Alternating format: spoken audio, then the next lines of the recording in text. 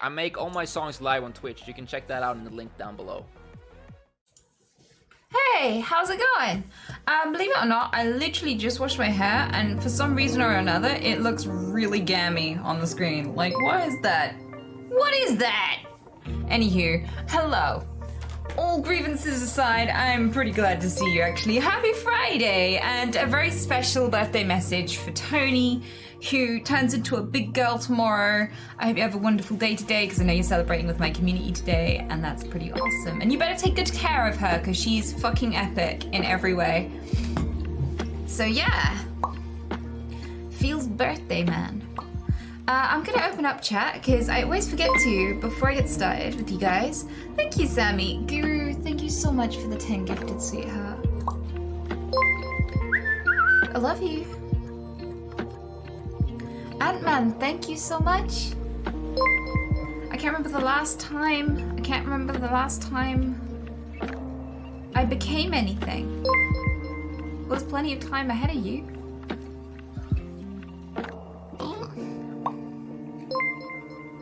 You could always just like, I don't know, you could become anything you want. You could become a dickhead right now. You know? Just reshare some K-pop. There you go.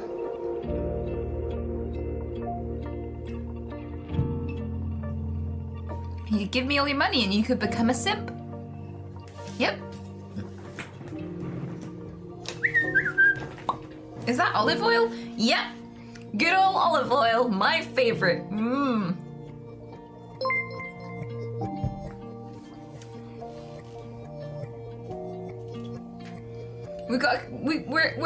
We're running with that now, okay? Every time someone asks why I'm drinking, you have to tell them it's olive oil because it cures Tourette syndrome. We're doing it, chat. You gotta help me. I love you so much. If you help me with this joke, I will love you forever, okay?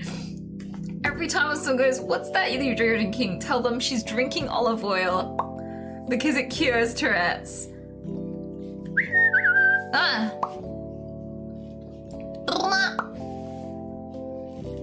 It lubricates the throat so that the demons can slide out.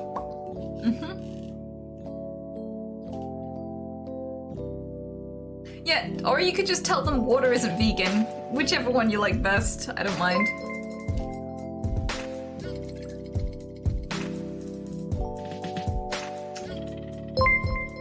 Clam balls! I love your name. Thank you so much for 1,000 bits, sweetheart. And Slaymaker Prime, thanks for the gift sub, see. Little, thanks for the 40 month. You've been here for 40 fucking months? That's insane. Both are such good options. I know, right? What are we talking about today? How we got over my anxiety.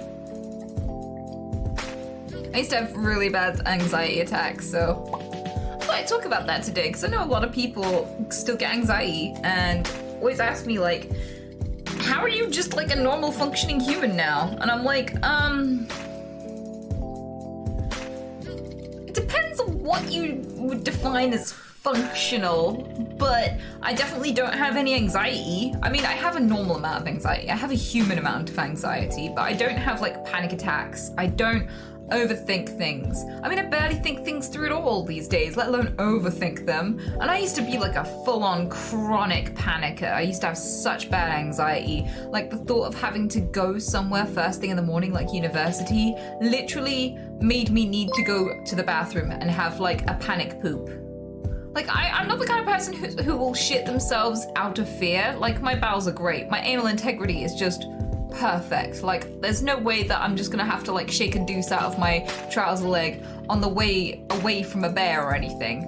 But when I had anxiety, I would have anxiety poops where like I would think about having to go somewhere first thing in the morning or having to do a talk or having to do a lecture or whatever, and I would need to poop. So yeah, like it used to affect me like on a physical level, not just like mentally, but physically my body was fucked. Like my body just was not coping very well.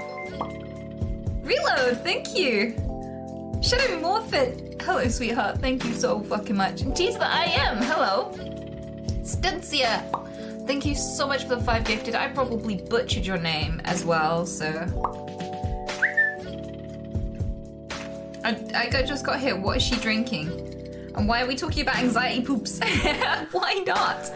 It's olive oil, actually, because water isn't vegan. But also, I could have chosen lots of other fluids, but I wanted like a vegan drink that would help cure my Tourette's, and olive oil is a really great lubricant, as you know. So we're hoping that Terrence will just slide out of me. I'm gonna do a handstand later. We're gonna see.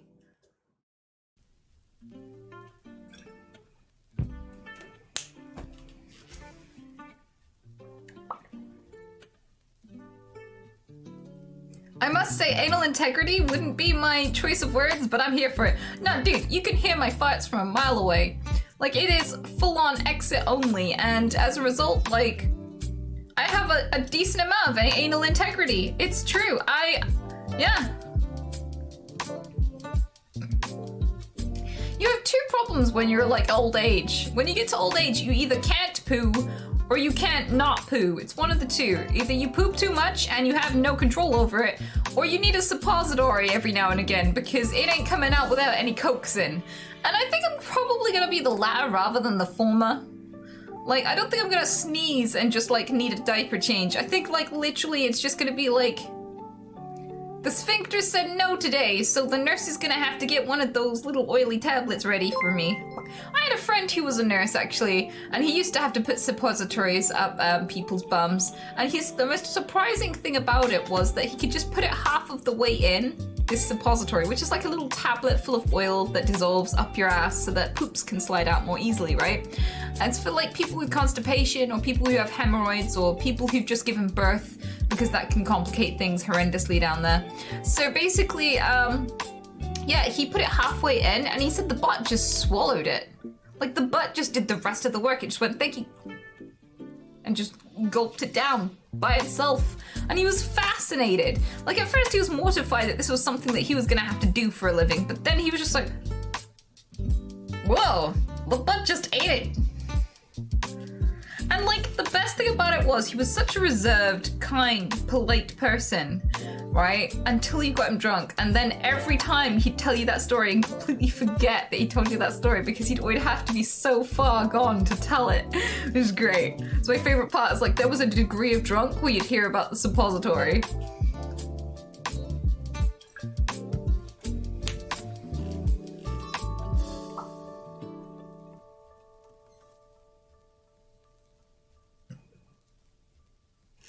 I have Tourette's, and I was wondering if there are any medications that you take for it. People ask me that every single day, and no, I don't take any medication for my Tourette's syndrome. And here's why. Some people take certain kinds of Tourette's medication and they gain weight permanently and they can never take it off even if they quit the medication. I had a friend who was experimentally put on Tourette's medication, and the Tourette's medication he was put on, his parents weren't told. He was put on it as a child. His parents were told that it was experimental. It caused nerve damage in his face, and now he can't feel it when he kisses his girlfriend because he's not got any feeling in his face and lips.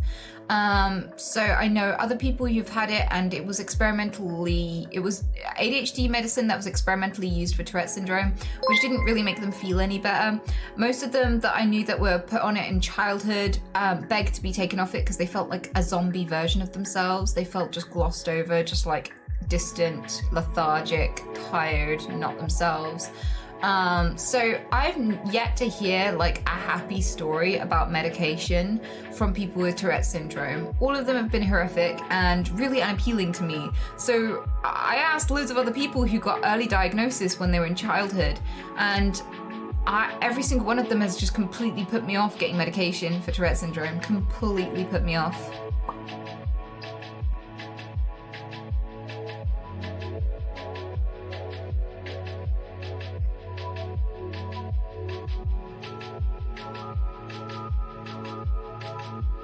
So whilst I'm not discouraging anyone from taking the meds, like for me, my personal choice was nothing. Nothing I heard or read about Tourette's medication made it seem like an appealing answer at all. But don't take my word for it. Do your own research. I'm just a random woman on the internet and can be wrong about things just like everybody else. So yeah, do your own research and make your own decisions about your body, and don't used me as an example. Trust yourself, trust your research, and trust your doctor more than a streamer, definitely. Kenny Reeds, thank you so much for the 25-month. Lint Liquor, thanks for the 100 bits. And Stable Flea, thanks for the 500 bits. You're absolutely amazing. Jester DuckTales, thanks for the Prime.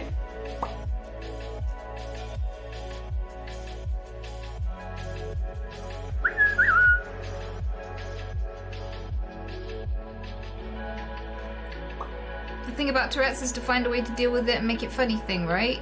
Owen Codes, definitely not. I don't think that you owe it to the world to try and craft yourself into the butt of everybody's jokes, and I don't think that you have to constantly laugh at yourself or make yourself an entertaining interlude for anybody in order to get through life. If you don't want to poke fun at yourself, you do not have to poke fun at yourself. If you want to be taken seriously, demand that you're taken fucking seriously. You are entitled to your boundaries. Just because this is my way of dealing with it doesn't mean it has to be everybody's, and I know that it doesn't suit everyone, and that's okay.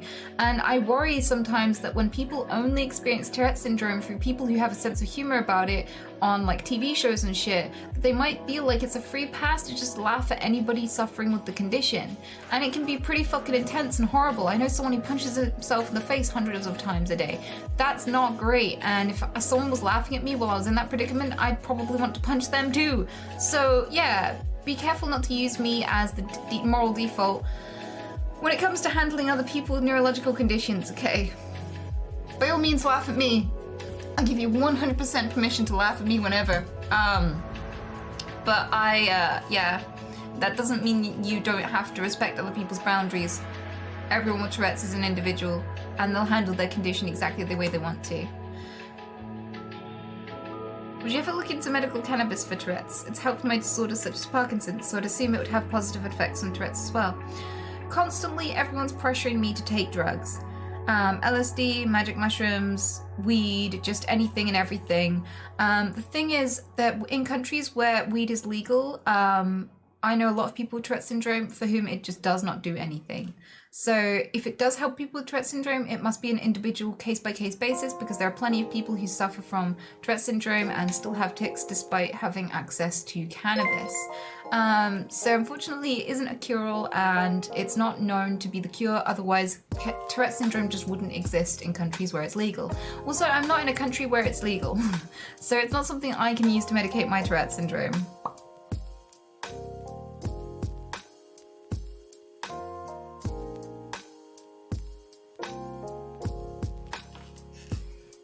What's your opinion about antidepressants? But asking because I had to start therapy and it became a thought to take meds as a support. Somehow though, I'm kind of afraid of medication. Well, firstly, I'll preface this Carvio with, you're a slut. You're a slut. I don't think you should take medical advice from streamers. By all means, ask my opinion. By all means, ask me my experiences. But I wouldn't say use it as gospel. I'd say listen to lots of people's experiences, weigh them up, do your own research, and never ever use just one person's experiences to dictate how you live your life and what you try. So here's the thing. I know people for whom antidepressants made their whole lives worse and their whole attitude worse. And the thing is, there is a warning on the label for a lot of antidepressants like fluoxetine, for example, commonly used here, where it says it may worsen your symptoms before you get better, and if you're suicidally depressed, that might be incredibly dangerous. But I've also met some people for whom therapy didn't work and their life wasn't fucked, they just felt miserable, and antidepressants were the only thing that helped them, and it transformed them from someone who could not function to someone leading a happy, vibrant life. So it is a really individual thing, and I think it's really hard to predict whether or not antidepressants will work for you unless you try them.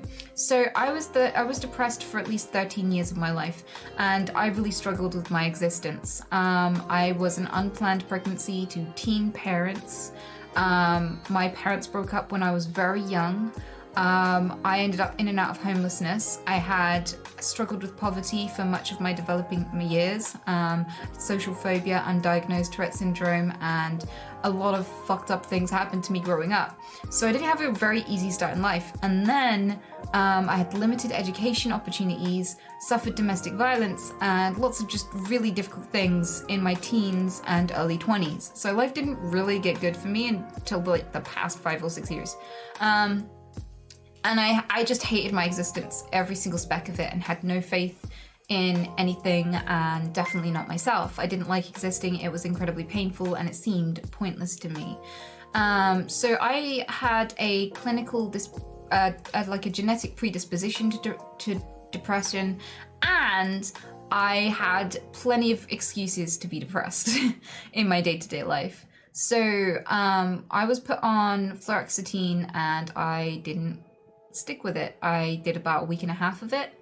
And after a suicide attempt, I just decided that I was going to take care of myself in different ways. So I read loads of studies and did loads of research. I was like, what other options are there?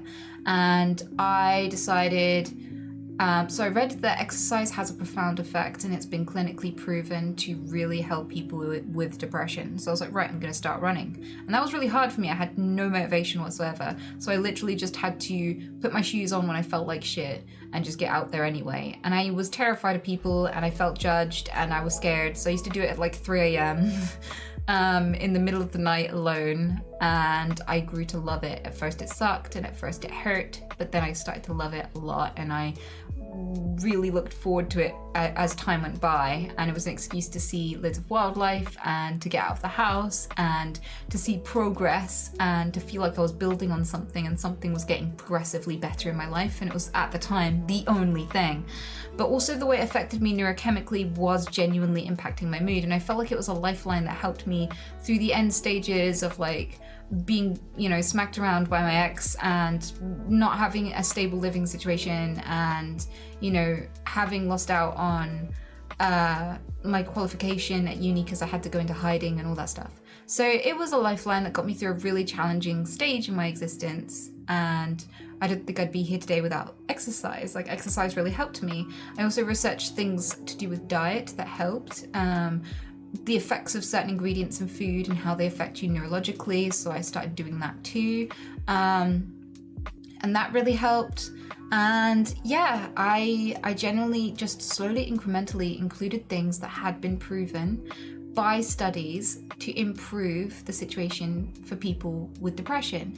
And the way I saw it was, I sat in the doctor's office and they're like, I want to give you some antidepressants. And I was like, okay, but I just want you to know, I don't think what's wrong with me is a neurological thing. I think it's a situational thing. I think that I'm in a circumstance that anyone would logically be depressed in, and I would like to see if building a better situation for myself will help. Before I write off my brain and its ability to function, I would like to think that maybe I'd be a lot better if I just had a life I could be better in. So he said, that's very admirable. Here's your prescription. You can try it if you want. Just a warning, just a heads up, it may make you feel worse at first. And it did.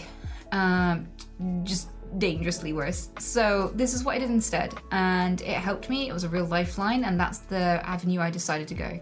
I know people who've decided to take the pills and it's helped them tremendously, and I'm really happy for them, and I genuinely believe their stories, and I think that it's just down to you as an individual what works for you, and it's really varied what will and what won't. So yeah, that was how that was my lifeline whilst I started working my situation.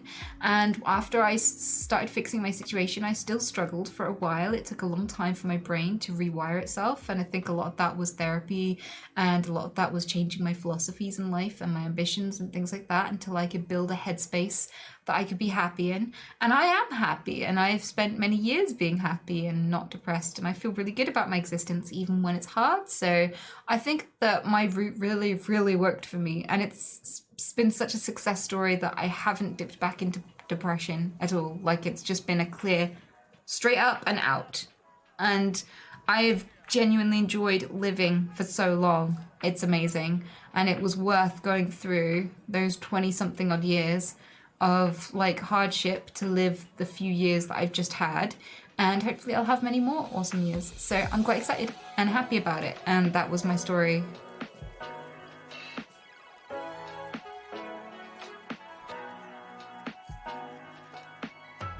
What was the switch for you to better yourself? What was your motivation? Wanting to die, I was like, well, either everything changes or I'm out. Those were my two options. I didn't have any other option. It wasn't like I could just lay there and be unmotivated for the next 6 years. It was, I'm gonna check out if I don't change something. So I changed something. That was my motivation. It sucked and it was really challenging, and some days I didn't want to move and didn't want to do anything, but I could not face another day of it. So my only choice was to start working on my situation. And I didn't have any hope that it would actually get better because I didn't have any evidence that my life could get any better, but I tried anyway because it was my only choice.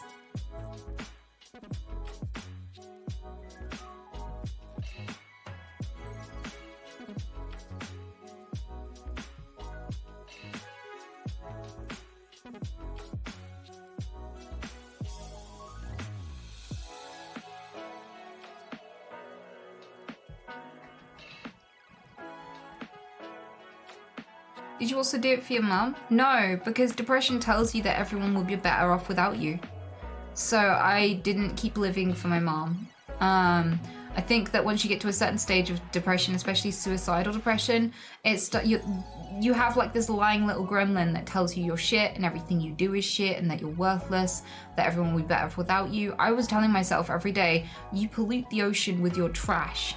You have a carbon footprint. Animals and forests are torn down and crops are grown on land that is destroyed for you, so you're fucking the planet just to be miserable. And that seems like such a terrible thing to do because you're not even happy. You're consuming all this shit and you're not even happy. So like, I really didn't want to exist. I was just like, there is no excuse for me to exist. I'm just a waste of resources, was my view of myself. So like, I genuinely thought I'd be doing the planet and everyone around me a favor. I genuinely did, if I died at that time. So I did not stay alive for my mom because I genuinely thought I was a burden.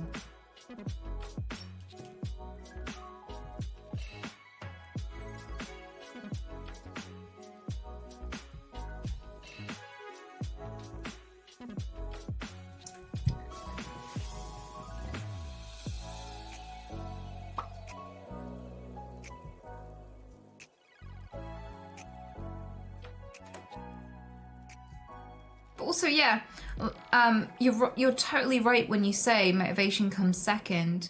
I think that's such a great way of putting it. I just scrolled past your, Copularis. You're totally right because so many people wait for motivation to come and find them, and they're full of shit. That's so entitled. No, motivation isn't going to come and get you out of bed and go, come on, dearie, it's time to have a fantastic life. Like, no, most of the time, most of the things that you have to change are going to be hard to change. Most of the time when you get out there, you don't want to do it. When a lot of the time, people who go running every day wake up and they don't want to go running. Most of the time, when it comes to motivation, motivation comes after you get started, not before. If you're waiting for motivation first, you'll never get started. You have to start doing something when you don't feel like it and let the momentum carry you out of the door. That's how it works. I'm sorry, it sucks and it's hard.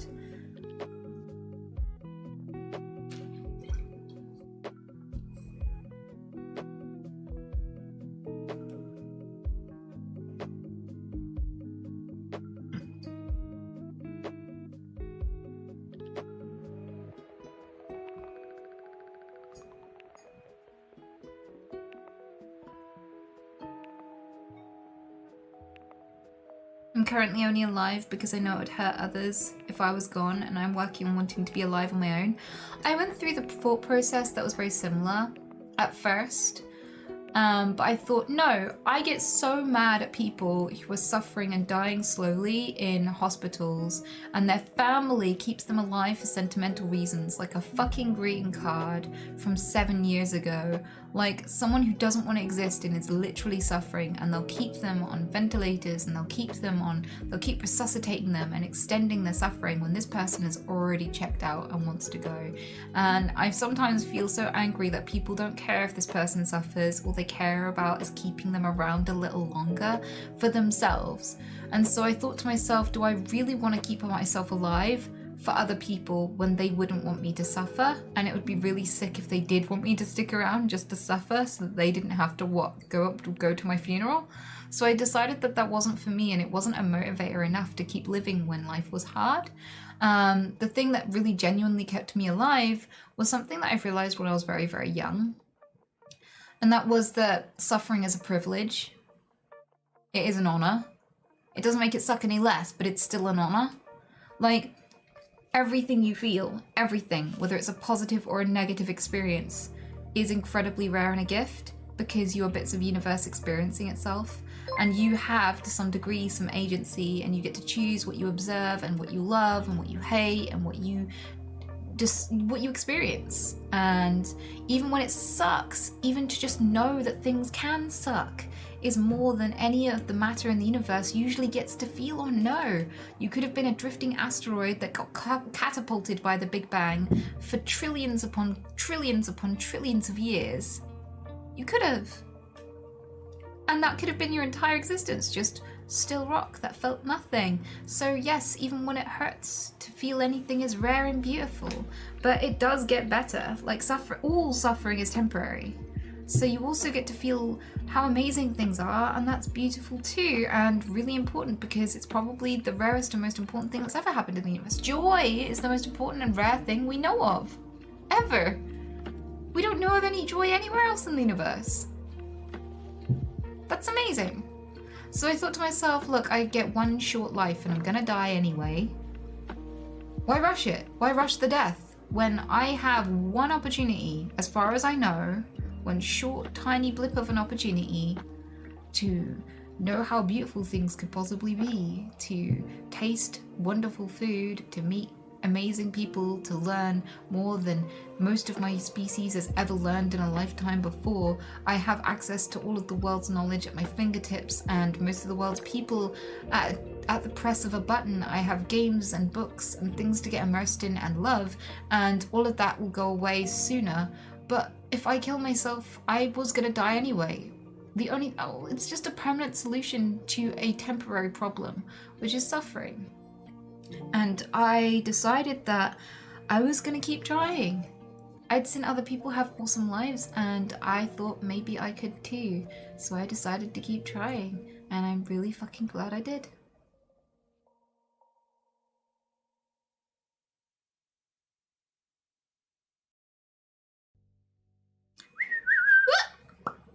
Archive, hello. Just noticed the raid. Thank you so much everyone for hopping in. Gosh, I was ranting for so long I didn't even notice you there. I hope you had an awesome stream.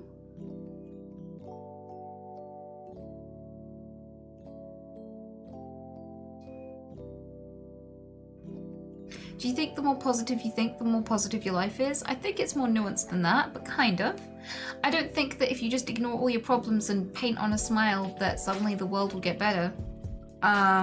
I think that there's a difference between optimism and sheer flat out fucking denial. But I do think that the more you notice good things, the more energy you invest in good things, and the more attracted to you good things are. And by that I mean things like, if you fixate on everything negative around you, you will become a negative person. And negative people are boring and irritating to be around. So people won't like you. And you will be more alone. And when you are more alone, you are more vulnerable. And the only voice you're hearing every day is one confirming your belief that everything is shit, because the only voice you're hearing is your own inner monologue every day. So you stew and you fester in your own negativity, and you are more vulnerable to disease. People who are lonely die on average 10 years younger. So it shortens your life, it worsens your health, you are more stressed, and you are more vulnerable, and you are more alone, and you have less of a support network. So there is a knock-on effect to indulging your self-pity. It's true, but that doesn't mean that ignoring everything that's shit in your life will magically make everything better either. But if you are able to notice when things go well, you can change your view of your world, your life, and the things that matter to you. I started writing down all the things that were wonderful about my life because I was letting them slip past me and forgetting them. And whenever I look back at my life, I was like, ugh, it's a terrible life. Why do I bother to exist? This is stupid. But when I started writing down the things that did go well, I could look back at those moments when I had a hard week and say, wait, no, there is a lot of good shit here. There was a beautiful sunset. I hung out with a friend. I did a phone call with someone that important to me. You know, all this sort of stuff. And I'm like, wow, there were these beautiful moments and I was almost going to forget them, you know? And that helped me to feel better about my life and know that there were good things to come, and genuinely appreciate just how good things can be for me specifically. And I didn't guilt or shame myself out of feeling good, out feeling bad either, because some people think that the cure to depression is guilt, and they're fucking stupid. Like, they're like, oh, sometimes I feel sad, but then I remember someone starving to death in Africa, and I'm like, you idiot. No, you don't get to play misery poker, because by that standard, the only person allowed to feel sad about their situation is, I don't know, someone burning to death slowly, or someone being forced to watch K-pop videos. I don't know, just something really terrible. And then all of the rest of us just have to be grateful that we're not that person and just get on with our lives and be happy. And that's so stupid. So I was like, no, you don't just get to guilt yourself and go, oh, I'm not allowed to feel sad because someone else has it harder, because that doesn't change anything about what making you sad, and it doesn't fix anything. It just piles on some guilt for feeling sad on top of it. So I think it's okay and normal and human to feel sad, and I think that happy people allow themselves to feel sad. How weird is that? But happy people allow themselves to feel fucking sad, because sadness is a normal human reaction to sad things, and it's healthy to let that pass through you, to expect to feel sad, to accept that sadness happens, to take care of yourself during that period, know that it will pass, and just take care of yourself for now, and go, oh, I'm having one of the badder moments of life. I'll eat some ice cream and watch some Netflix, and then once I feel a little bit better and I've cried it out, I will get on with my life. And people who genuinely address their feelings and don't just make themselves feel guilty about them, traverse the harder parts of life more easily and healthily. So by all means cry. Avoiding it by thinking of other people who are also suffering just seems fucking absurd.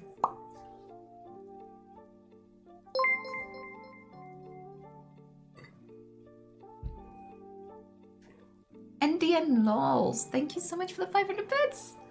And Carvia, I don't know if I thanked you for the gift subs, but thank you, thank you, thank you. And Queen Winja, thank you so much for the 23 month.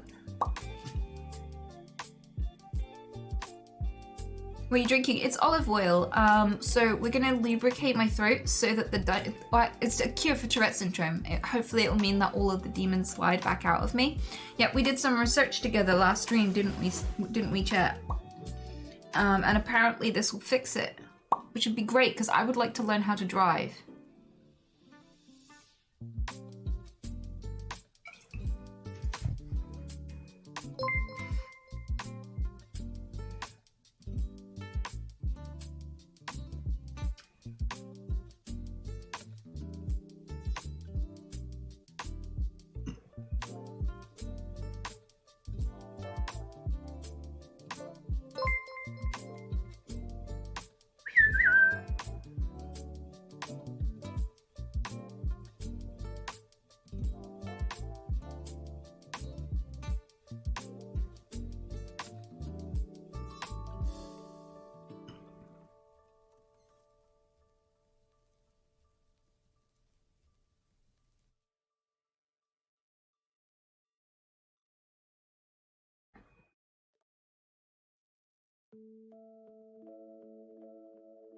I never knew I had emotions until I got depression. 30 years of suppressing shit, that hit hard.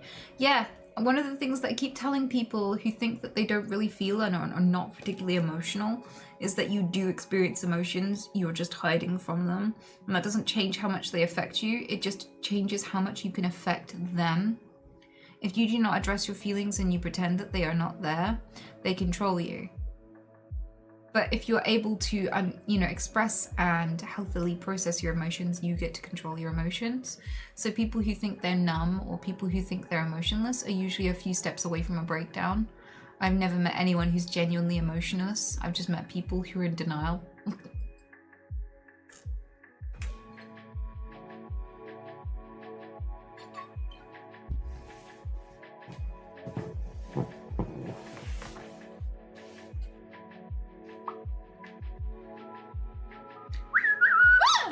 Hi!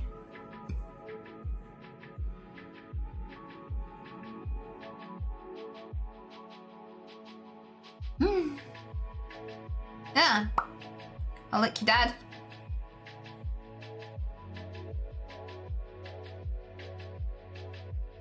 Brr.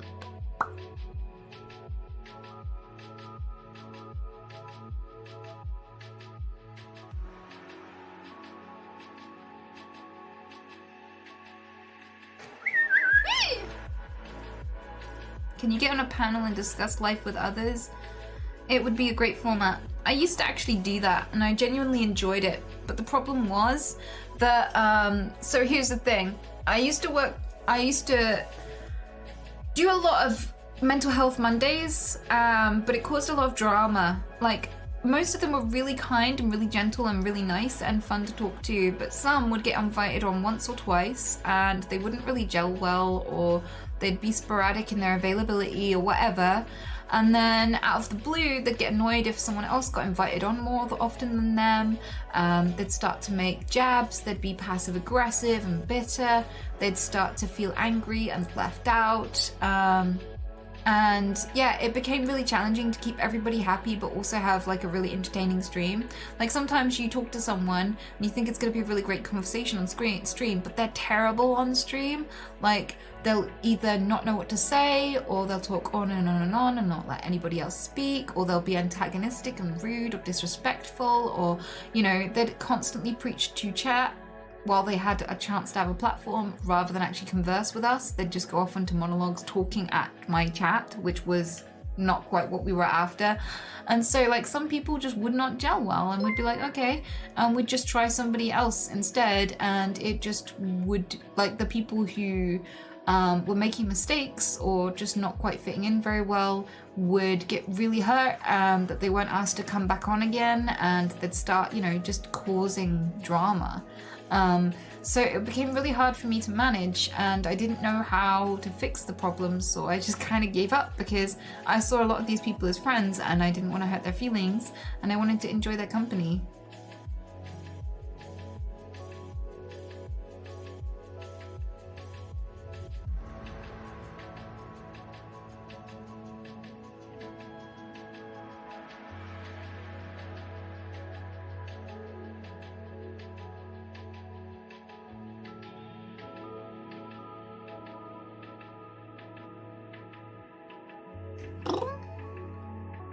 I love you and your tits.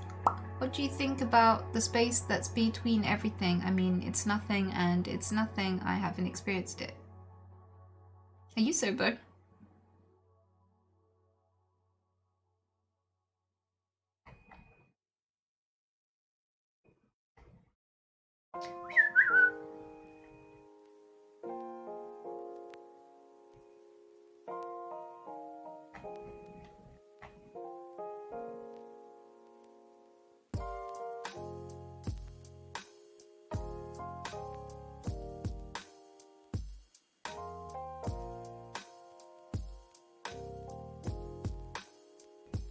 Do you have any tips on how to identify the difference between someone expressing their feelings and someone affirming their own sad story to themselves? For example, I'm not good at anything, no one likes me, I have nothing to offer in this world. I think that's a really hard one because we're always going to be biased and we're not going to have a very clear and objective view of ourselves. And it's always going to be through an emotional lens, whether we like it or not.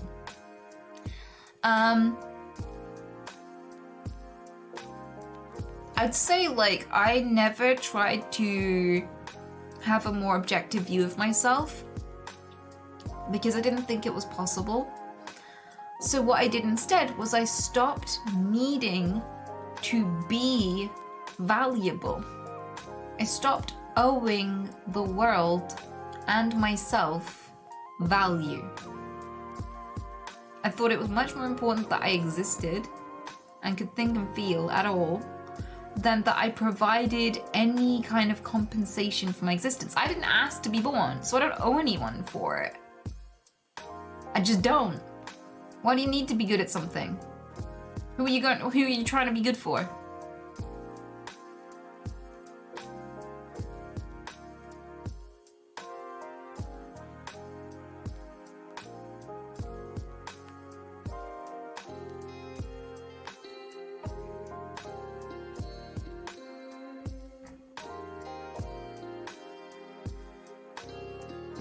Have you ever had any issues with psychosis? No. For the most part, I'd like to think that throughout my life, I've been mostly rational. Mostly. I have had times where I've had really severe anxiety attacks, seizures, and neurological problems, but I've not had I've not had like psychosis. I've never had delusions or anything like that.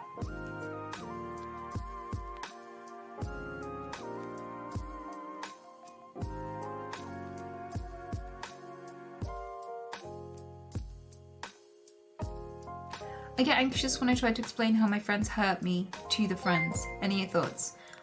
Setting boundaries is perfectly acceptable, but most people are uncomfortable having to set them. That's normal. The Indolent, thank you so much for the sub, sweetheart. And Mr. Nightfall, thanks for the 6 months. I really appreciate it. So basically, I think it's totally normal and just an inevitable aspect of confrontation, where if you're having to set a boundary and talk about a negative experience you've had with somebody, it's always going to be challenging and unpleasant. It would be kind of weird if you liked telling people off. It would be weird if you were like, you know, when you ate my food and you didn't ask to, well, I didn't like that. Like, it would be very strange for you to enjoy that situation. It's perfectly normal to not feel great about having to set boundaries. I would say, firstly, question whether or not these people are your friends if you're having to ask for respect. Because basic human respect is something that is by default what is owed to everybody. When you consider how you make people feel before you act, that is just how you treat all humans. That is how to be a mature human being. That is normal. If these people can't respect you, they probably don't like you. Sometimes people have more of an influence on each other's emotions than they realize, and sometimes we just don't notice when we're hurting someone. And in those circumstances, being told is helpful for everyone, not just you, but them too, because then they get to grow and be more pleasant to be around. Most people don't want to make others uncomfortable around them, so it might be a mistake. But if they're deliberately trying to hurt you, then I don't think it's worth reconciling with them, because there are people out there who know how to respect each other. And if you've spent a lot of time around really disrespectful people, you might feel like, you know, respect is rare, but it's not. It's the default, it's normal. Normal functioning humans can treat you kindly and fairly, so there is no need to invest time and energy in people who don't give a fuck about you. Because would they invest the same time and energy in your friendship and working things out with you? No, they wouldn't. So why give them the same courtesy? Just be careful to distinguish between people who are worth keeping as friends and worth ironing things out with, and people who are never your friend in the first place. Because making room in your life sounds lonely, but you can fill that space with really wonderful things, and it's worth it. So yeah, I would say that it's normal to feel a little bit worried, but here are my top tips for confronting people about bad behavior. First of all, start with I feel statements rather than you did statements, because if you say you did this, you did that, you hate me, you people feel defensive and they immediately want to justify themselves. Even if it's true, they still reflexively want to justify, minimize, and this will just make it an argument. This will escalate things immediately. So if you say, here's the difference between two different statements, okay? You hit me with a dildo and I fucking hate you, Jeff. And sometimes I feel like I don't know whether I'm going to get hit with a dildo at yours, and I don't feel safe, and I'd like to feel safe. I'd like to enjoy your company. So I was hoping that we could address this, because I don't know if you want me to be afraid when I come to your house, but I want to be your friend and I feel a connection with you, and my goal is to have a fun day with you where I don't have a bruise and a cock-shaped bruise to explain to my wife when I go home. And if you want that too, I'd love to build that with you. And so what you're doing in the latter is you're building a goal, asking if they want to work towards it with you, and you're not accusing them or making them defend yourself. You're just talking about how you feel. Your feelings are hard to deny. No one can say, no, you don't feel scared of dicks. I've decided you're not scared of dicks. No one can deny your feelings. They can deny their culpability, but they can't deny your feelings. So if you start with your feelings and how you're feeling, it's less antagonistic, and you get to just say your needs. I don't want to be hit with the dildo. I just want to come and play games. Do you want to come and play games? And if they go, no, I want to hit you with a dildo. Don't go around Jeff's house. Done. But 9 times out of 10, they'll go, yeah, I'd like to have fun with you too. I'm sorry, I didn't realize it was making you feel that way. My bad, I'll stop.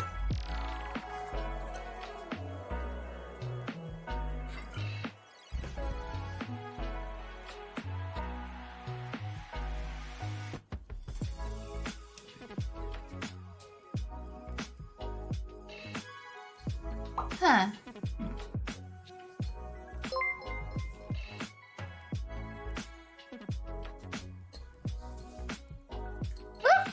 I hope that's helpful. Luckily, thank you so much for the 11th month. Is it Lakai? It's Lakai. My eyes are already blurry. Do you have Jeff's address? I may be interested. How's the olive oil? Bitter. Blah.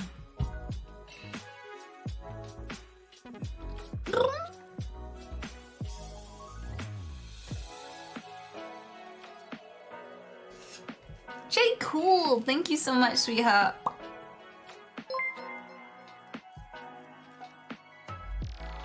Do you ever deal with anxiety in social situations? Ah, yeah. I used to. I don't anymore. I used to have really severe social phobia and severe panic attacks. I think the worst it got was when I was younger one time. I was trying to walk home and I had a panic attack, got in a phone booth to get away from everybody because I was in town. And I was stuck in that phone booth, unable to will myself to come out, so scared, until the sun set. So I was in there for like, I think it's over 4 hours. I think it was most of the day.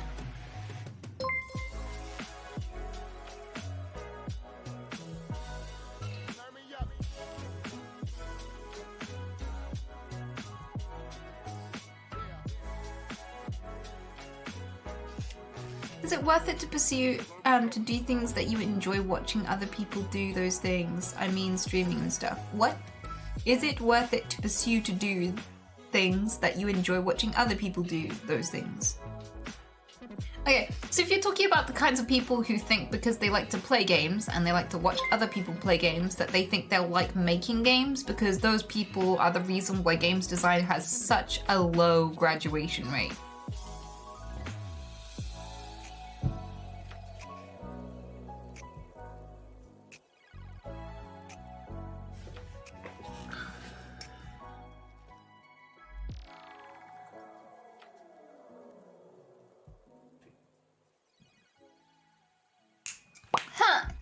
Hit and say, I'd say, you have a cock. Yeah, you have a cock. I'd say, you have a cock. You have a cock. You have a cock. I'd say, just because you like watching streams doesn't mean that you'll like streaming.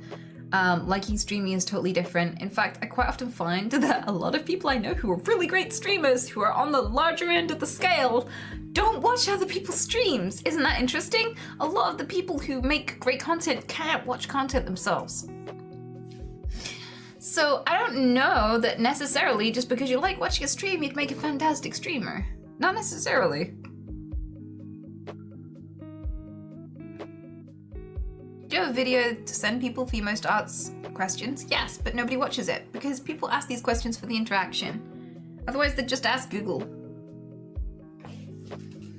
So they're like, no, I don't want to hear it from a YouTube video. I want you to say my name. I want you to look at me. I want you to interact with me.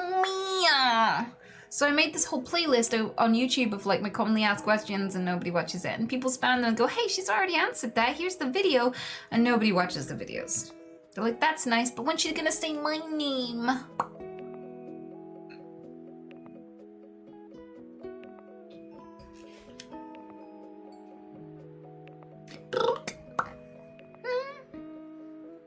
I relate to this. I'm an esports coach, and I hate watching anyone playing League except when I'm coaching. That's interesting, Yoji. Huh. But not surprising. Funny you should say that. I graduated from games design program where only 60% of the original students made it to graduation 4 years later. That's actually pretty high, Pop Rocks. It's higher than where I went, that's for sure. I saw the same thing happen with animation. A lot of people who were passionate about cartoons and animations thought they'd like to make animations, but animation making is an act of sheer fucking masochism. You only become an animator if you fucking hate having a good posture, a decent bank account, and self-esteem. Oh yeah, and if you like having a vitamin D deficiency, you can become an animator because your whole life is just going to be hunching over a in a dark room, drawing, or sat in front of a screen, clicking, alone for hours repetitively. It is not a fun job. The fun thing is the thing you make, but the process of making it is hell. Unless it's claymation, then it can be fun-ish, but you still have the posture problem. So I'm gonna categorically say, you're a slay queen. Gonna categorically say, liking watching something is not the same as liking making something. I mean, you eat food, but a lot of you can't be asked to cook. Like, you love it when food is made for you and you like to eat the pizza, you just don't like to make the pizza from scratch. So you'll order it, but you won't make it in your own fucking kitchen. You'll live off 12 pence noodles every day rather than have to actually cook for yourself, but you love eating fancy food. Like, you're not gonna go, no fancy roast dinner for me, I think. Like, of course you're gonna eat it, as long as you don't have to fucking make it. And I think people just don't realize how much effort and time and agony goes into producing good shit. Whether that's content, or games, or movies, or books, or food, or drink, whatever it is, it's much, much easier to consume than it is to create.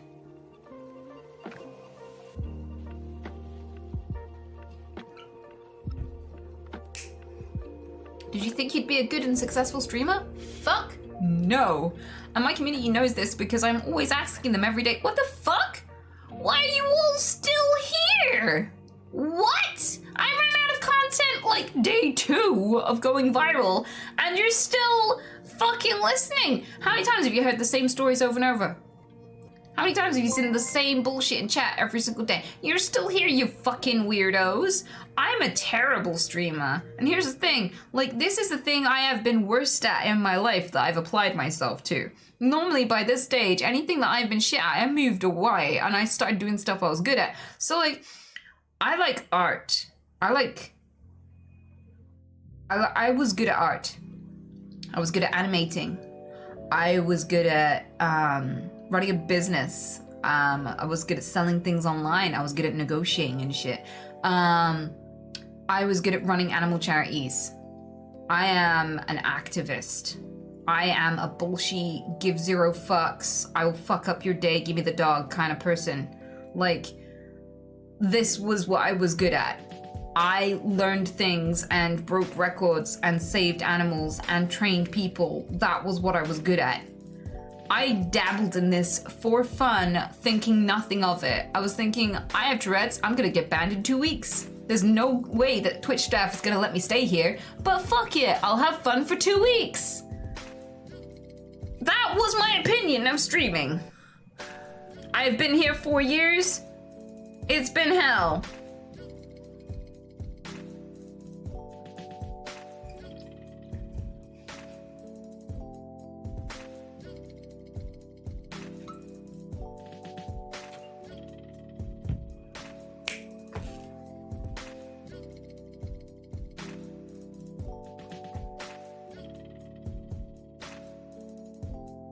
And now you drink olive oil. I know, right?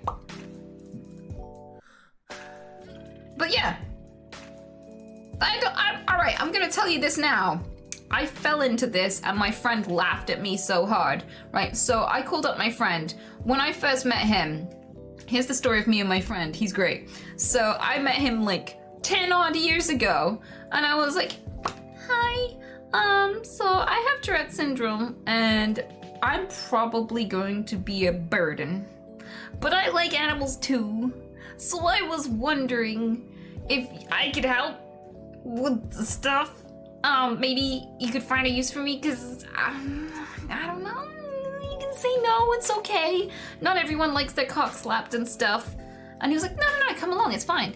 And I came up, I rocked up and I was like, hi everyone, and they were so fucking nice. I called them a bitch, I slapped someone's ass, I offered to fist someone's mother, and they were all just laughing it off. I was like, wait, really? You're all cool? And they were like, this is amazing! And they were like, come back next time, it was so fun. And I was like, okay, really? Okay. And this guy, the guy who was in charge, he was really cool. Like, he did all these fancy documentaries and stuff, and he was like really skilled and really awesome in every way. And he had loads of fancy friends, and he was friends with celebrities and shit. And I was just little old me, just like, I'm kind of special, but I'll try to be of use. So I was like, there's no way this guy's gonna, take time out of his day to show me the ropes. He did. He totally took me under his wing. And he was so nice, right? And he was very, very capable, and he was like an absolute legend and inspiration. And I was just like, wow, this guy is so cool. Anyway, so, yeah, the way I saw him was like big popular guy, really capable, and I was just like some really outlying nerdy person, like borderline burden that everyone was tolerating, right? That's how I saw the whole situation. From there, hanging out with them gave me the confidence to keep trying new things, and I tried lots. I dabbled with loads of different ways to rescue animals, and I finessed my skills and learned how to do really well in certain kinds of animal rescue. And from there, I developed a bit of a reputation, and from there, I got put in charge of a bunch of stuff when I didn't ask to be, and I got loads of responsibilities, and then I started running some shit, and it was cool and everything. We broke records. I felt like I was in my zone. I really enjoyed it. And then I started streaming, and I slowly fell away from charity work because I didn't have much of a life outside streaming. Streaming ate my life. It did. It ate everything. Because it got to the point where it was huge and really cool, and I thought it was temporary. So I was like, I'll put all my eggs in this basket for now, just because it's huge, and I get to talk to people about Tourette syndrome, and I get to teach lots of people and all this sort of stuff, and I thought that was really cool, right? Little did I know I'd still be here years later. But I pulled away from everything else in my life. I put that on break, on hold, and I just disappeared socially. So everyone was like, where did she go? And nobody knew where I went. I just fell off the face of the earth. Because all of them are non-tech savvy, so none of them knew about Twitch and stuff. So basically, as I got more and more big, I got like 1.8 million followers on Twitch, and I'm about to hit 2 million on TikTok, and I have like nearly 100,000 on Facebook and a few 100,000 on Twitter, and I've just started an Instagram, and it's like at like 40,000 or something stupid really soon. So I was just like, holy shit, I'm not gonna be able to hide this for long, and my friends are gonna be stupid. And what they're gonna do is they're gonna go, I know her! Hello, friend! It was good to see you in this town the other day. And it's like, well, you could put me in danger, people could start stalking me, and people could, that puts my mom in danger, she's a vulnerable person, they don't understand how dangerous this line of work is, and I don't want them to make the mistake and then feel really bad about it later. So I rang up my friend, and I went, hey, so I've been deliberately not telling anyone, but I may have accidentally become like one of the top 1% of Twitch.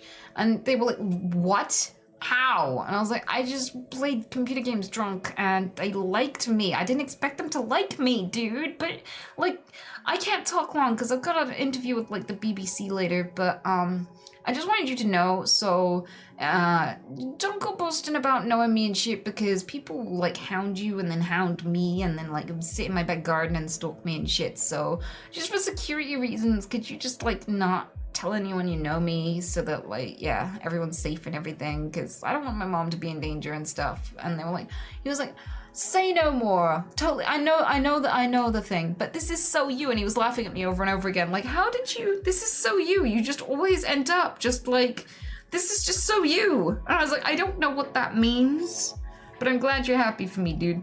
And now he's my editor. Yep.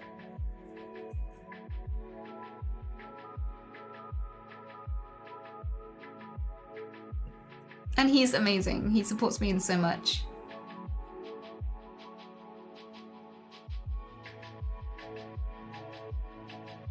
Did he break the promise? No, he's been really good about it. All of my friends have, pretty much. They've been respectful, and they've respected my privacy and stuff, and because I think a lot of them know how dangerous it can be. I think a lot of them read about my stalker and were like, oh, Yeah, I get you. And as well, I was like, I would like to come back, because a lot of them are like, when are you coming back? And I was like, I'd like to, but if you tell everyone, then I won't be able to. I'll have to like go and do other kinds of animal work and everything, because there'll be loads of horny dudes waiting for me. And we already had a problem with horny dudes applying to these charities and like pretending that they were interested in saving animals when really they just noticed that a bunch of hot girls tended to congregate wherever there were animals to be rescued, because you had to be very physically fit and you had to be like of a certain age and, you know, all this sort of stuff. So a lot of guys were like, hey. And then they'd turn up and then they'd get all this training and then they'd bugger off when they didn't get laid, or they would lay too many people and then cause like loads of infighting and it would just completely destroy the group. So yeah, from that perspective, I just don't need that shit. Like, I already have guys who watch the stream trying to make best friends with anyone connected to me, my mods or anyone who appears on stream. They'll try and be their best friend to try and like happen in like just so that they could like bumble into my life in some way. So like, yeah, to make sure that I can get back to what I used to do and like confidently make a difference again. Back when you guys get bored of me, I think that's like one of the reasons why I just want to keep it all to myself. I'm actually really proud of what I used to do.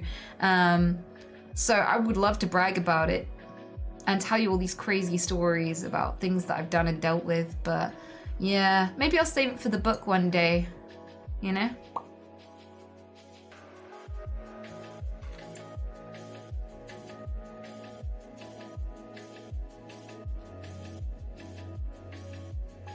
It's been playing the same 5 or 6 songs over and over again? Really? But this playlist is huge.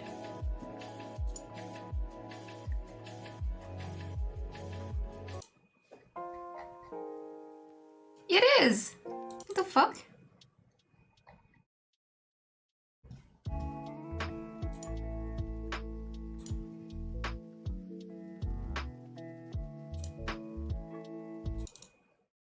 There we go. New playlist.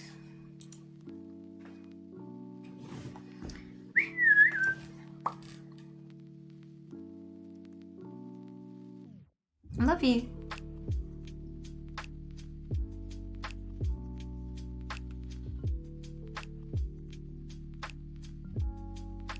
What's in that tank behind you? Which one? Oh, they're both cockroaches.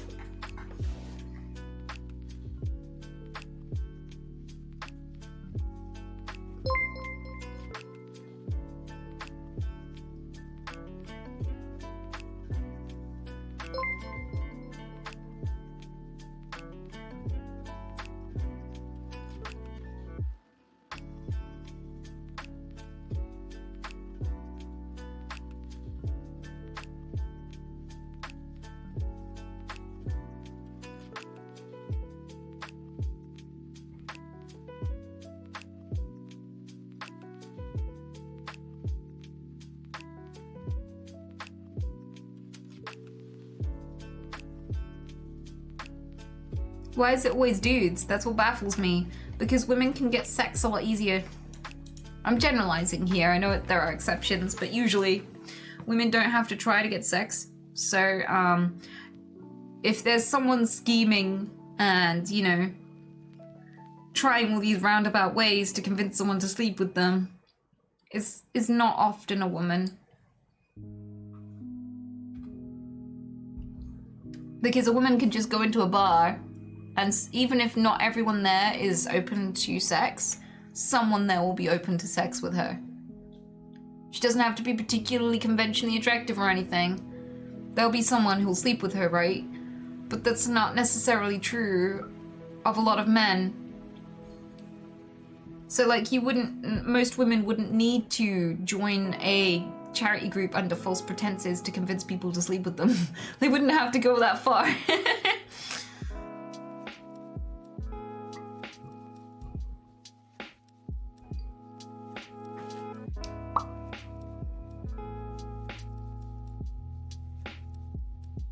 How do you think society would be if humans were not hyper-focused on sex?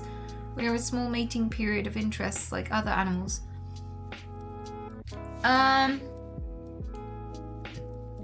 So I think that we'd be worse off because we have quite a lot of beautiful attributes that are because we're a sexually dimorphic species. So for example, that's not necessarily what we use it for now, but initially we invented song and art for sex. So we branched off into a sexually dimorphic species, which means that we have distinct male and females. Some you'd think it would ever be more advantageous to be like asexual or to intersex, to have attributes of both. But there's a long list of reasons why it was very beneficial genetically for us to have mating, to have two separate sexes that mate. When that happened, we started inventing things like song. So insects sing, birds sing, lizards dance, and pufferfish paint fractal art on the sea floor. So there's loads of creative endeavors, but most of the creative endeavors ever documented throughout the animal kingdom are done to impress someone else. They're done to get laid. Ever listened to a field full of crickets? They're trying to get laid. Ever seen the sky glow with fireflies? Trying to get laid. Ever heard bird song at the first crack of dawn? That's people trying to get laid. So, like, a lot of our art has informed our politics, has informed social progress. We have used cartoons and humor and, beautiful paintings and all sorts of things like that to convey meaning, to express words, to tell stories, to pass on our history. Art has been the foundation of culture, law, social progress, and a lot of our evolution. Art is one of the really prominent things that we have going for us, and we wouldn't have it if we weren't trying to get laid billions of years ago as like little amoebas or some shit. So from that perspective, I'm glad that things went this way, because it added a dimension of complexity and motivation to keep changing and adapting and outdoing ourselves and each other, because it created competition. It created an ever-present need to improve upon yourself and outdo others, which meant that we were constantly pushing forward architecture and creative writing and painting and all these sorts of things. So it all started with this basic need to get laid, and it developed into a tool for social progress that is just unparalleled. A huge amount of drive. So yeah, I'm glad that we are horny fuckers, basically, because it did us a world of good. All that people fixate on is the side effects and the negatives. Feeling lonely, or feeling like a failure if you're a virgin too long, or feeling like a slut if you've had too much sex or whatever, or needing to drape a naked woman over a car to convince people to fucking buy it. That's so dumb. But at the end of the day, it does have some profound impacts on the light spectrum and the colors we are able to physically perceive, and the way that we develop as a species and how fast our evolution has happened. We owe that in some part to sex and its influence on our need for approval and our creativity. So yeah, I'm not a proponent of sexuality.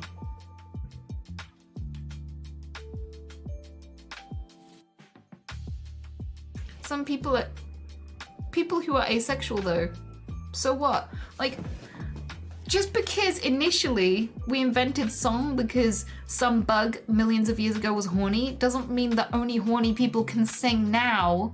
It doesn't mean it's its primary evolution now. Like, the presence and existence of asexual people does not deny anything about history and, the part that horniness had to play in how we developed as a species. Come on.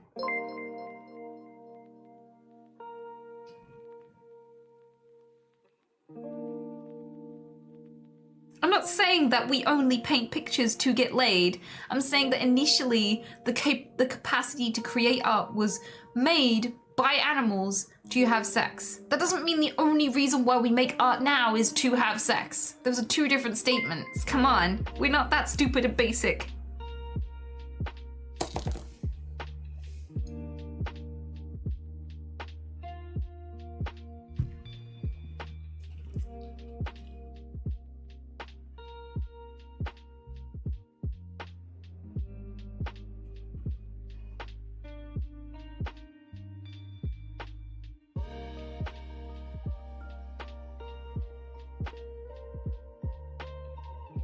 Evolution was before art.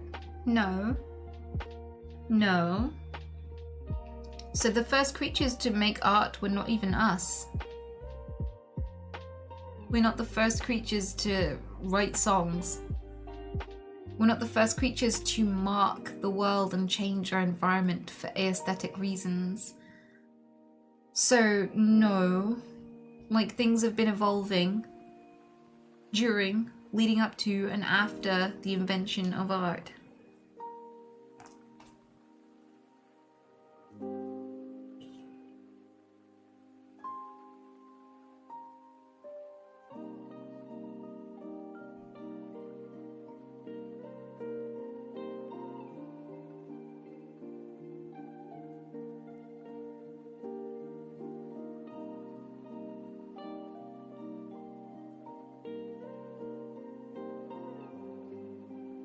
I'd like to see some animal art. Okay, we can look at some animal art. First of all, let's look at the lyrebird nest.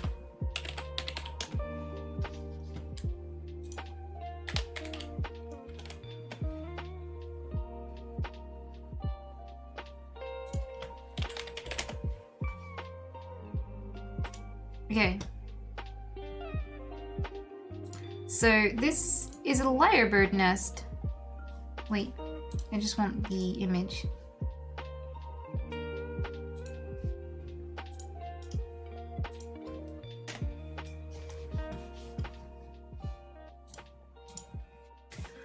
So they collect thousands upon thousands of blue things and they arrange them in front of an arch which they dance in.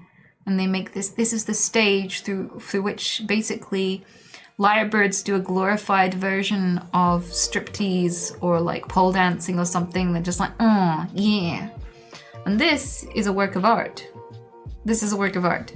I can give you another example of animal art, and that is the fractal art that pufferfish create in the ocean.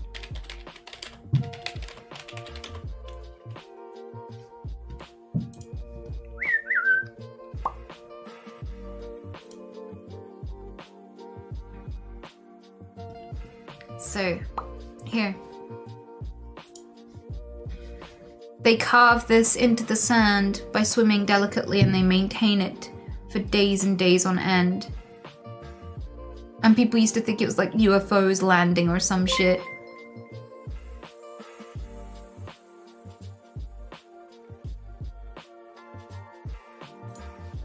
So we have that. Also, we have... what else do we have in terms of animal art? We have...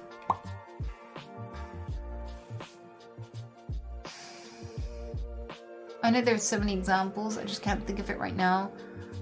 Swans.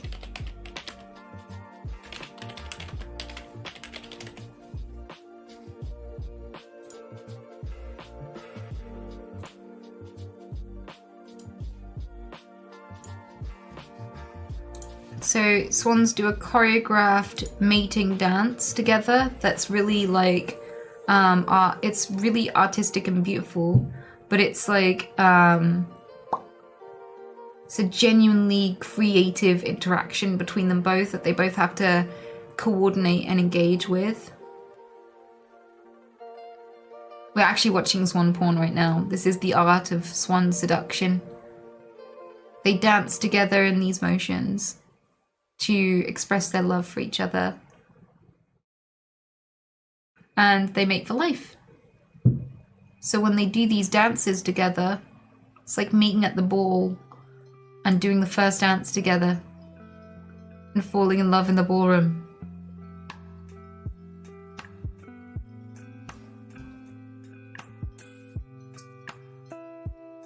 And it's beautiful. They make a little heart shape with their heads. So there is dance, there is song. We know about bird song, that is art. Many birds create their own individual song to stand out from all of the other singers. So they make the song from things they hear sometimes that they mimic. That's why some birds are really great at mimicking, like crows, starlings. And I think the lyrebird as well, interestingly enough. So we have dance, we have song, we have painting the seafloor.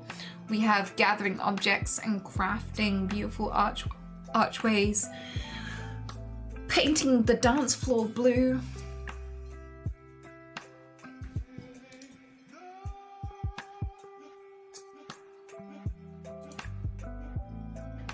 There are a lot of examples of animal art.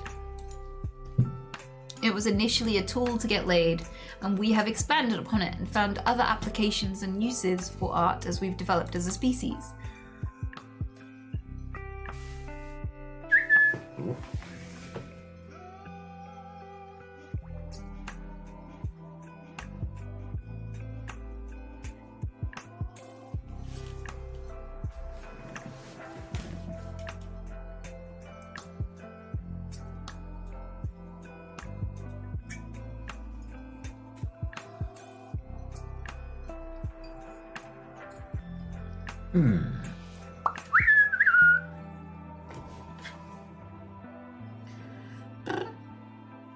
Maybe I missed the start of the stream, but how did you cure your anxiety? I've been struggling for 10 years now and I can barely get a mile out from my house. So I used to be really messed up. And a lot of stuff messed me up, so I can feel like I have a lot of good excuses to be very maladjusted, but I had lots of social anxiety, a social phobia, agoraphobia. I was too scared to leave the house. I had severe OCD and was doing obsessive checking, which was making me late to leave the house if I ever worked up the courage to leave it at all. I was really, really messed up. And I was scared of everything. And whenever I did leave the house, I was paranoid. I used to think that other people were staring at me, that I was doing something wrong or embarrassing and I just didn't know it yet, and I had something stuck to my face, or maybe I'd stood in toilet paper or something, and everyone's staring at me funny. I just know they are. And if I wasn't developing paranoia about other people staring at me, I was developing paranoia that my house was on fire, or that, you know, someone had broken into my home, or I'd left the oven on, so I'd be constantly worrying that I'd come home to rubble, my home would be gone, and all my animals would be dead. And I used to have panic attacks over social interactions, and I used to be terrified of leaving my house. And at one point I spent so long in my house alone, not interacting with anyone, and I just stopped being able to leave. I was just too fucking scared. So my anxiety just took hold of my whole fucking existence, and it took a lot of different angles and a lot of work from loads of different things to help me. And I think like the main things that I did were I worked on my mental health physically with diet and exercise. So I got my neurochemical kind of aspect covered. I changed my circumstances and built hope. I built hope and progress. And that was important to keep me willing me forward and to keep trying even when things sucked. Because when you have anxiety, things are gonna suck. Like, you're gonna have to be in a room full of people when you're scared. You're gonna have to overthink conversations and wish you'd never had the conversations. You're going to argue with people in your head. You're going to, you know, you're gonna have a lot of awkward, hard situations to deal with. So you need to develop hope and dedication to a goal. And I started building towards something that I wanted in life, and that helped me to push through a lot of the discomfort and growth that needed to happen, because it was gonna be painful and I was gonna need a carrot on the end of that stick.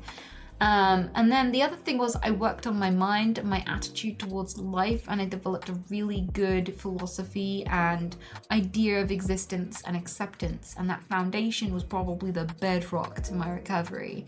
And then from there, I just started saying yes. Wanna come out tomorrow? Yes. Wanna try this new thing? Yes. Wanna give streaming a go? Yes. Wanna try running your own business? Yes. Want to help out with this animal charity? Yes. Want to run this animal charity? Yes. Want to go do this boring thing you've never tried before and never had any interest in? Yes. You know, I would go and try new things all the time. That's how I found the stuff that I loved doing. It's also how I found a lot of stuff that I didn't love doing, but I couldn't find the stuff I did love till I knew what I didn't anyway, so that was important. So yeah, physical health, goals and aspirations, philosophy, and yes. I think those were the main things that got me out of anxiety, and I'm not gonna say I'm fearless. There are totally times where I still feel stress and anxiety. When I was waiting with all the girls for the Sidemen Tinder, I was like, oh fuck, everyone's hot here, I don't belong here. Ah! And I just sat in the corner and was like, don't look at me, I don't want to spank you. But most of the time I'm quite comfortable hanging out and enjoying myself, even with new people that I've never met before, and I feel pretty relaxed about most things in life now that used to scare the shit out of me.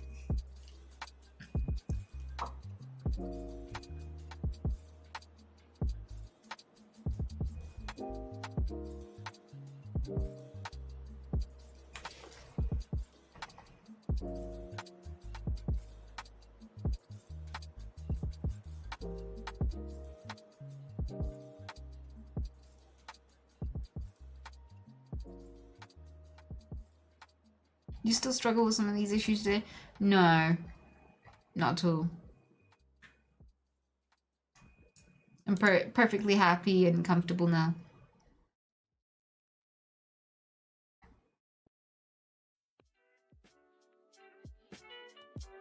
Huh?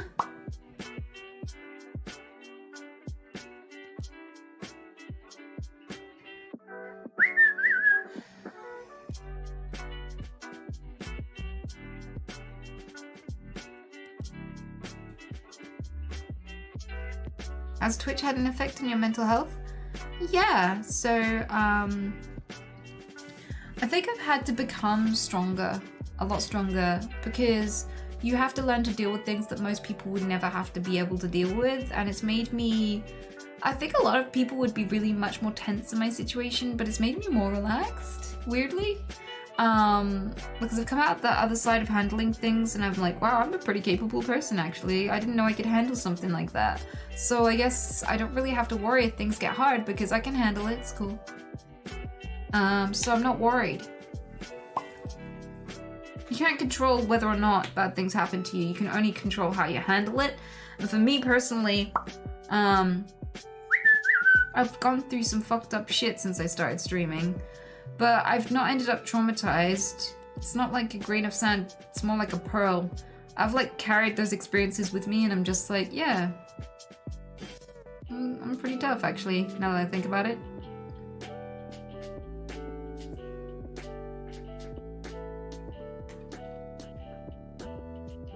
But it's made me come to some realizations. Like, I had a lot of reasons to fear men being interested in me because it didn't work out well, and some of the worst situations that I've been in my life have been because of men being interested in me.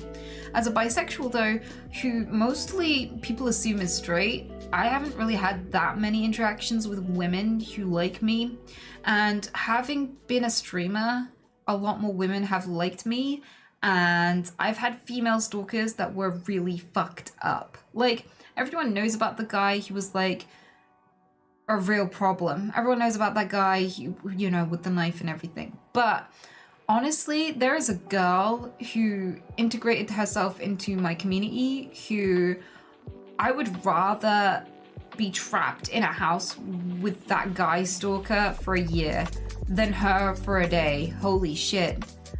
So it really opened my eyes to the fact that, no, being dangerous whilst being interested in me is not just a male thing.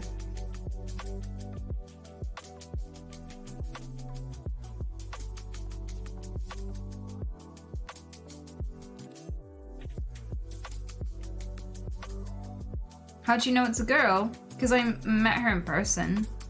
And also because she just ingratiated herself in my community, my life, anything she possibly could to do with me.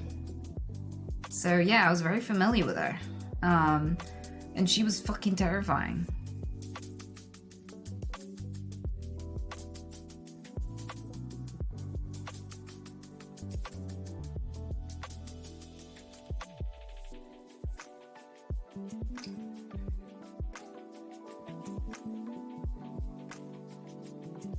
I don't know if you ever talked about this, but how did having money affect you? I think I'm still learning about a lot of really hard transitions because, like, at first, because I spent most of my life not being able to afford anything, when I finally had money, I didn't know how to spend it. And to this day, I still don't have any furniture. Like, the last couch I had was just like a hand-me-down from, like, the last place I lived. I had a flatmate and he didn't want the sofa when he left, so I kept it. And that was like, I still don't buy shit like that. I'm having a hard time remembering I can afford to live a normal life with normal things that people have. That's hard. And I find that what I tend to do is I comfort buy in bulk things that I fear running out of if I suddenly have no money, because I remember like starving and things, so having like a little box full of emergency food that'll last me for a couple of months if like suddenly I have no money or there's an emergency makes me sleep better at night. But I still don't have a sofa. So I think that's impacted the way I spend, but also amongst my friends and stuff, I'm much more open about how much money I have, because for me it's not a status thing, and I don't really feel like it's a brag, and I feel like it's really surprising that I have it at all. So like, I know that my friends know I'm not lording it over them or anything like that, but I also have significantly less money than people think I do, partly because I like to give to charities and things, and make a difference with my money. I give more money than I pay in rent to some random woman I used to know, because she's a therapist and I prepay for therapy sessions so she can give them to people who can't afford it in my town. So I do things like that with the money because it makes me happier than stuff. And yeah, that means that I don't have as much money as people think I do. So it's not really made like a huge difference in my life like that. Like, I'm not like some millionaire sat in a mansion with a pool that I've never even swam in or some shit.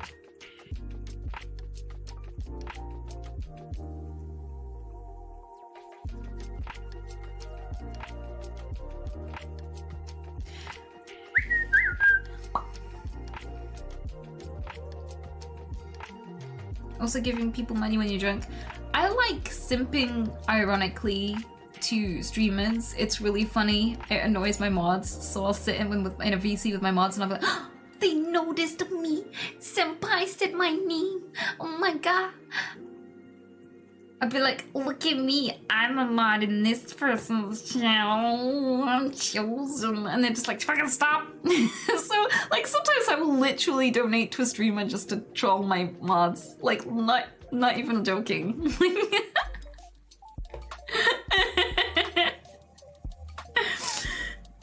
Because I just love how uncomfortable it makes them.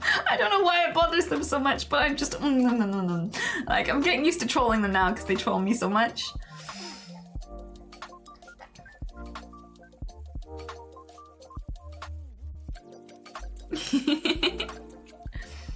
Did Amaranth even notice me? She fucking modded me, alright? Are you Amaranth's mod, Mabu? I don't think so.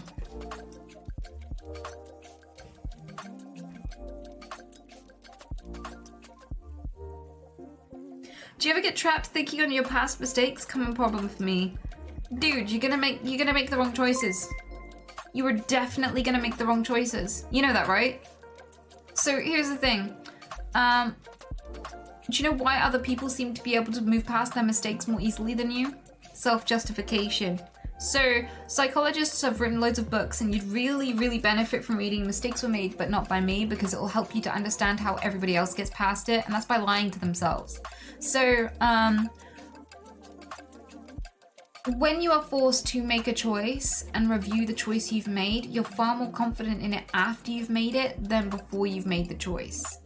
And the reason why is because your brain immediately starts justifying everything that you do so you don't overthink it, because you can't make the next survival decision if you're still ruminating over whether or not the last one was any good.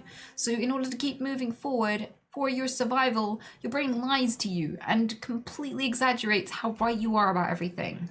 And unfortunately, it works against us in terms of sometimes we're just really dumb and we don't realize how little we know about a subject, and we're overconfident in our decisions sometimes. But overall, it stops us from like spiraling into depression and shit over decisions that we didn't quite get right the first time. And the thing is, like, you are always going to make bad decisions.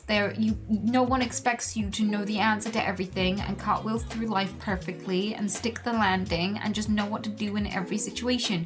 You have to learn through trial and error. You know what good judgment is born from? Bad judgment. That's how you get good judgment. That's how it happens. I'm so sorry. But you're gonna have to fuck up. You're gonna have to be embarrassed. You're gonna have to ruin relationships to know how to have a good one. You're gonna have to just like fuck up your finances sometimes to know how to be good with money. You know, you're gonna have to lose some shit that was of value to you in order to truly appreciate the shit you get next and treat it right. I'm sorry, it sucks that it has to be that way. If only we could just fall in love and be right the first time and just spend the rest of our lives with the one that we love, but that barely ever fucking happens. Statistically, you're gonna get heartbroken 3 or 4 times at least in your lifetime. Did you know that? Statistically. You don't owe anyone the right decisions. You need to learn. You have every right to make mistakes. That's how you get better. Like, there are really no mistakes really in my life. Everything goes my way. Everything. Do you know why? Because either I get what I want or I learn, and both are really good for me. So I don't have any expectations that everything's gonna go great and I'm gonna get it right every time. I don't have that expectation. Something's gonna be embarrassing and suck. Sometimes you get a chance on a joke that doesn't stick and everyone doesn't laugh and you're just sat there awkwardly like, So moving on, like those are things that are just gonna happen to you, I'm sorry. But like sitting there and dwelling on it is just so myopic. Oh, the world revolves around me and the things I should have done better. Oh, I can't move on. All I can think about is me and this one moment about me that I should have made better. Fuck off. Like, I used to be that dumbass, but you don't have to be. Like, if I can move on and I'm this stupid, you can move on. You can.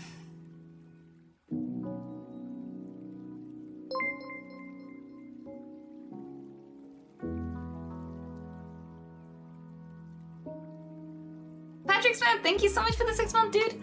Very much appreciated. And Joey Slowy, thanks for the 2 month. But I hope that helps.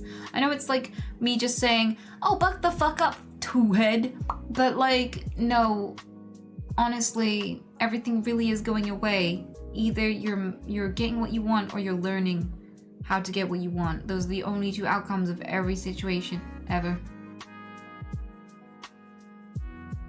You're doing fine. You don't owe the world perfection. You were always gonna fuck up. Stop acting like that wasn't inevitably going to happen at some point. Name a single human that's perfect. There are none. Everyone makes bad decisions. Everyone, including you. Why did you think you were gonna be the exception, dumbass? What? You think everyone who's ever walked just stood straight up and just stayed upright for the rest of their lives? I'm 31. I went ass over tit yesterday. But no, when you first learn how to walk, you fall around. You fall over all the time. And as you learn to stand, you just fall over less. You don't stop falling. Life is about when you get back up, it's about the journey. It's not about how many times you fall, and it's not even about where you arrive. Because if it was about where you ended up at the end, we wouldn't read books.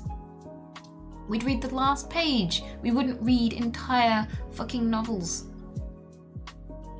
Of course it's the journey, and if it went straight from point A to point B, it would be a boring ass journey, and no one would care. Everything that makes your life interesting, everything that makes your life worthwhile, came from falling.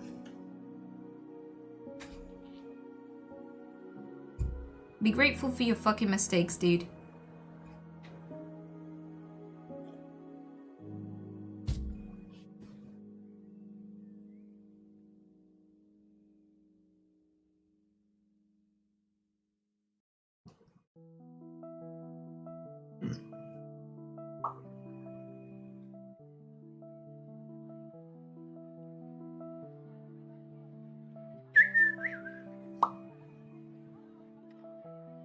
What's the main philosophy that you live by? Does this action cause harm? Yes or no? Cool, just choose the action that doesn't cause harm. If there is no choice but to cause harm, choose to cause the least harm. There you can be proud of everything you ever did. There you can know who you are and what you stand for. You'll be confident that no matter what direction you take, you're always going to end up somewhere you can be proud of.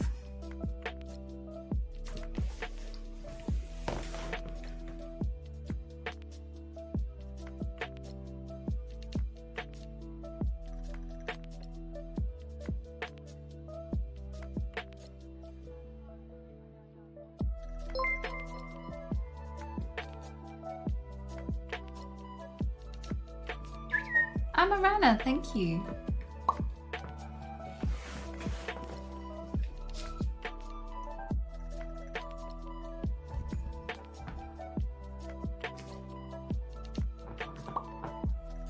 If you didn't have streaming, how would you make money with your condition? I used to run my own business online before I started streaming, and I was making enough money to pay me and somebody else, so I was doing really well. I started with 0, I didn't even take out a loan, so yeah. I am perfectly capable of earning with my disability. No, I don't have any siblings at all.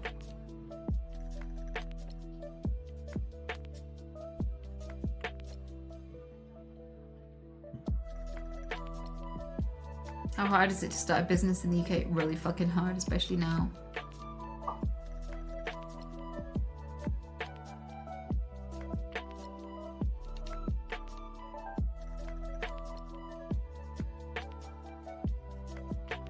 Only 2% of startups make it. Oh, I didn't know it was that low. Yeah, but people with ADHD are several times more likely to successfully run their own business, so I think I had a little bit of an edge.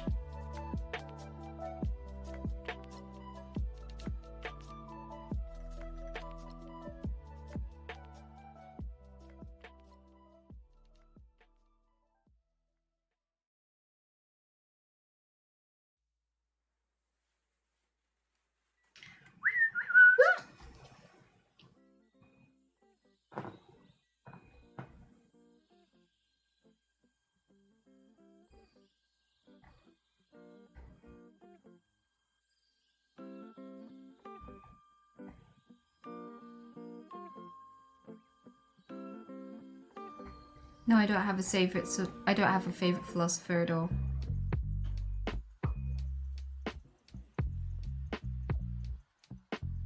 Is that your bunny I'm looking at? Yeah, that's my rabbit. That's one of them anyway. This is Oscar. He's eating his own poop right now, straight out the chamber. See his little cheeks going there? Num num num num num.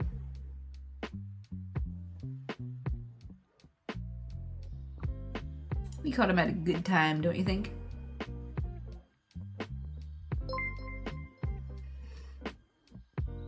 If somebody could have their thoughts heard by the whole world, do you think it would be a kindness to not tell them?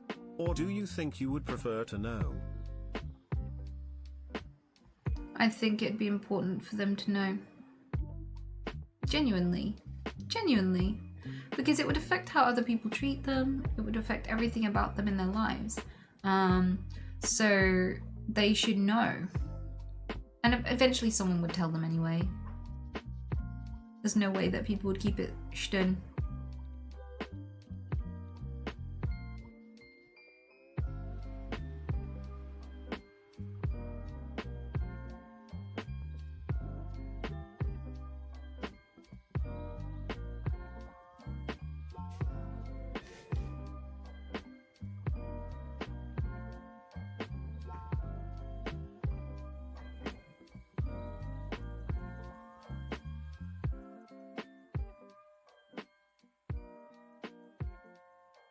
Fuck off, you slut. Are you good at Scrabble? Anita, Not really, I'm I've dyslexic. been reading a book called How to Use a Ladder. Well, it's more of a step-by-step guide.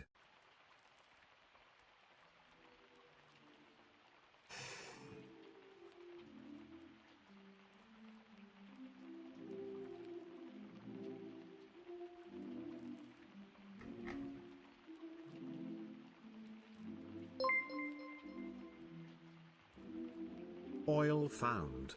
So the ticks are too slippery to come out.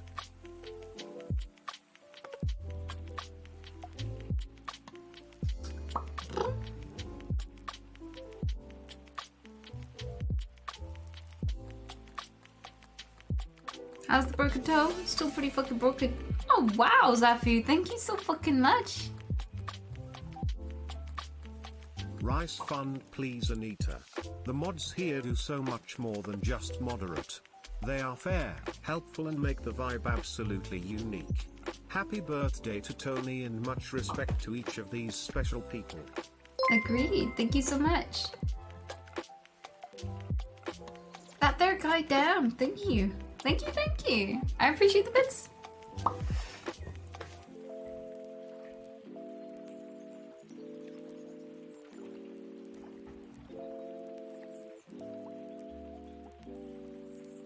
Do you prefer regular olive oil over extra virgin olive oil? Well, I use olive oil a lot for cooking, and extra virgin doesn't really matter when you're cooking.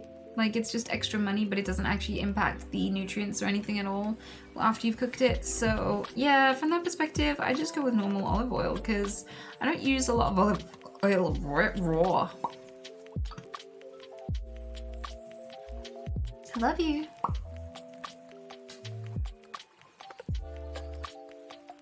I'll engage with your dick? For Jesus.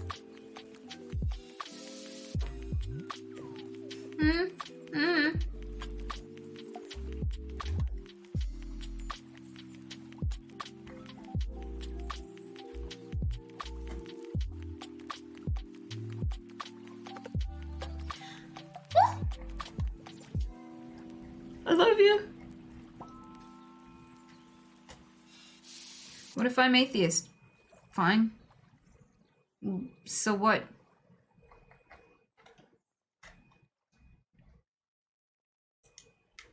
Acting like that's a huge thing these days. It ain't.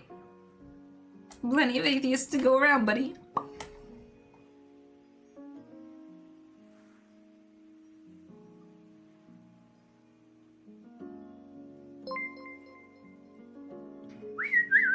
I remember when you said you used to think you'd never be anything in your life. Now you are a samurai in a virtual novel made by the Magic card game. Congrats on getting the weirdest good ending ever. Congrats on getting the weirdest good ending. Have you played it through all the way yet? What? I didn't think you could play it through yet. I didn't know it was available. Oh wait, you mean IRL? Okay, I thought you meant in the game. Yeah, that is pretty fucking weird. It's only month 2 of this year, and I've already done something that I'll remember for the rest of my life. I'm in a game now. I'm in Magic the Gathering.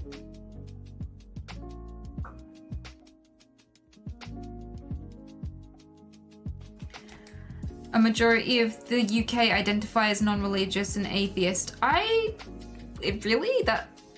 Really? I guess I shouldn't be surprised. It's probably the weather.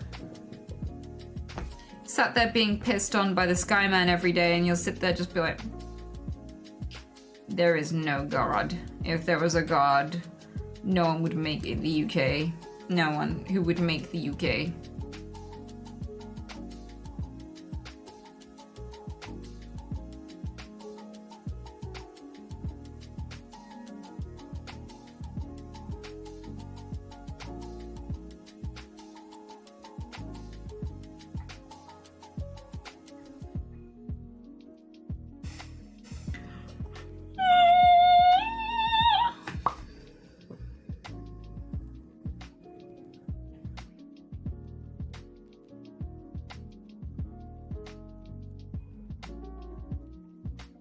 Is the card called Ania? So it's not a card, it's a character in their visual novel release, and she is called Anita, if I remember correctly. I think they did genuinely use my name. It's pretty cool, huh?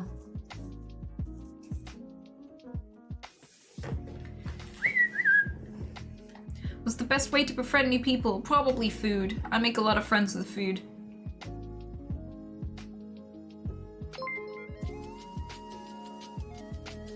For those dreading giving feedback, Marshall Rosenberg's nonviolent communication is a cultural meme where I work and it helps. You can find it on YouTube. Nice! Thanks for that, philosopher.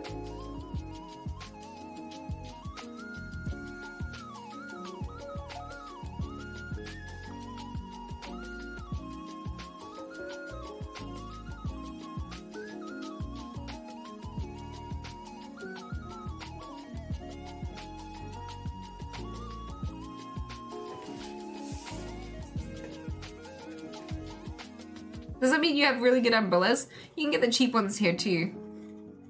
Like if you get one for £5 at like a stand in London, you're probably gonna get one that will not withstand the wind at all. but if you go to a decent shop and you get one that's probably like £20 or more, it will withstand the wind a lot better.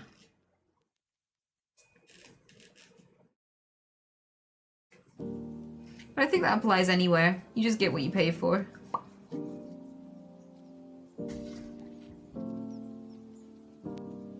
You were already banned for saying the N-word, right? No, I was never banned. So I had the N-word tick for quite a while, but nobody really latched onto it until someone took a clip of it like a year or two later, and like a content creator asked, like publicly begged Twitch to ban me, saying that I shouldn't be allowed to stream, which caused a lot of controversy and a lot of people arguing over whether or not I should be allowed to. But Twitch decided that the rules were there to make sure that there was no racism.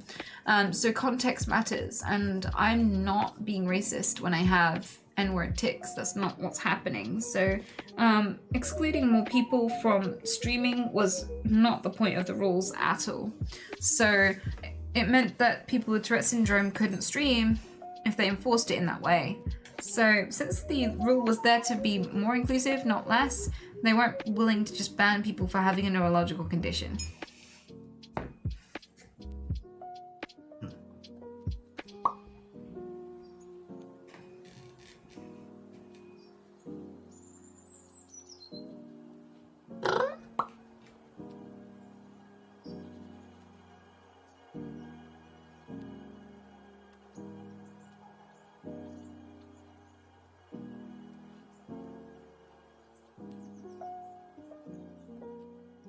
Does that rabbit have a beard or is it a woman? I love that toe Rogan. It's like, this person is so single, they're like, I can't tell, is that a woman?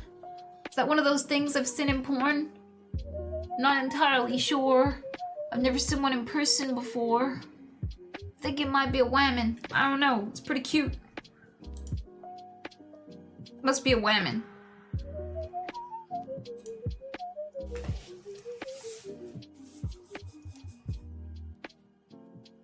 Has your brain ever been scanned and studied? Yes, from my diagnosis. So I'm a couple that's of how I days know I have away Tourette's. from the end of self-isolation after having COVID and been feeling depressed. If it's not too personal a question, did you ever test positive, and how did you deal with any mental health issues caused from having to isolate? I never tested positive. I've never caught COVID. Not even once. But I have had to deal with isolation because I was agoraphobic, and that was pretty tough. I'm pretty sure I stayed in my house without leaving it for over a year. So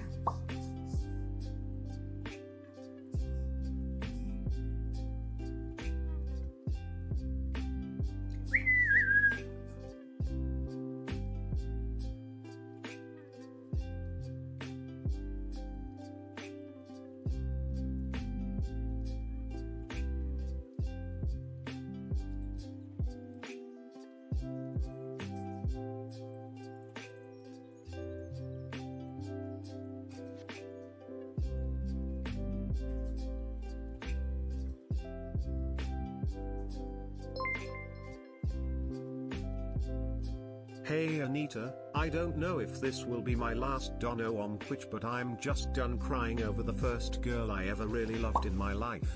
Maybe your Tourette will make me laugh one last time. Og Panda, I know it was quite a while ago before you sent this message, but here's the thing. When you have your first big love, a lot of people don't know how to exist after that breakup. It's incredibly painful, and people register it as like a form of pain. Like, people register a breakup as a form of pain, genuinely. It's totally normal to feel utterly devastated. In fact, it would be really weird if you totally loved someone completely and then were fine after losing them. But the thing is, everyone's unique. You're not ready to hear this yet, but you'll realize it's true one day. No, you're never gonna meet anyone like her again.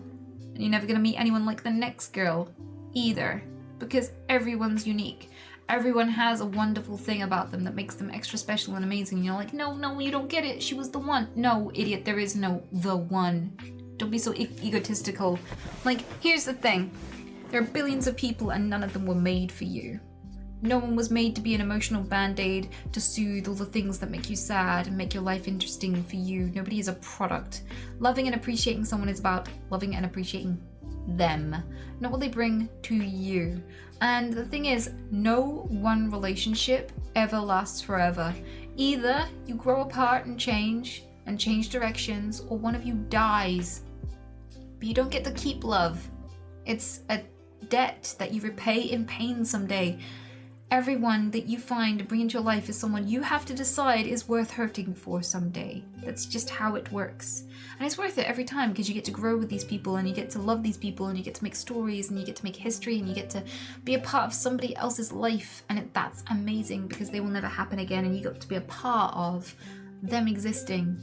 And that's beautiful. But yeah, you need to stop having this expectation that things only have value if they last forever, because they don't. And it sucks. Nobody prepares you for how much it hurts. Your first breakup is always gonna fucking hurt. But your life isn't what you meant to somebody else. It's not. You're rare and amazing and beautiful. You're a miracle unto yourself, with or without people, and you will learn to cope.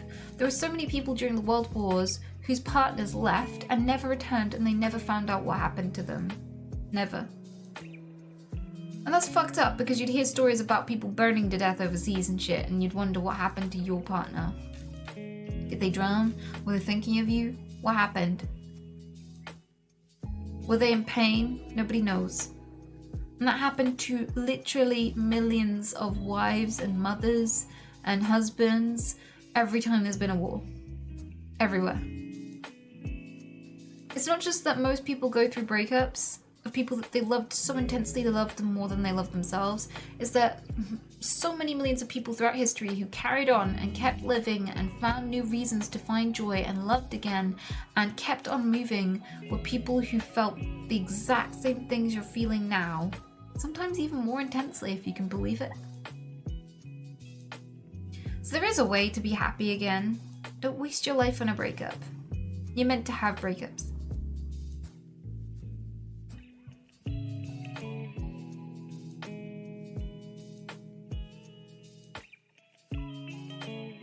I promise you that with time things will get easier. I promise.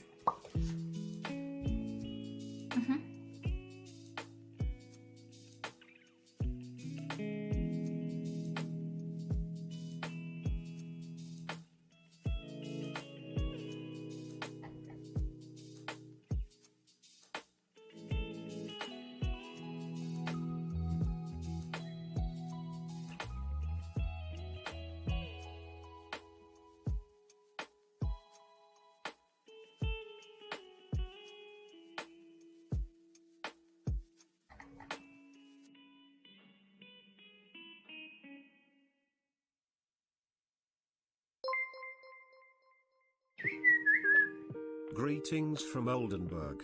Remember, just here for the hair. Kappa. Hello, BVP. It's good to see you. Thank you, by the way. And CMDI Frampton, thanks for 100 bits.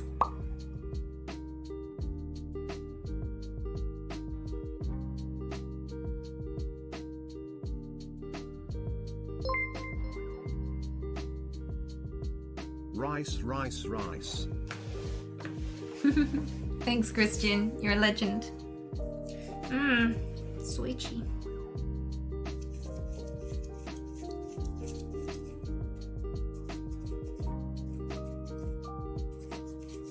That advice in relationships helped something click in my head that I've been trying to understand. Well, that's awesome, dude.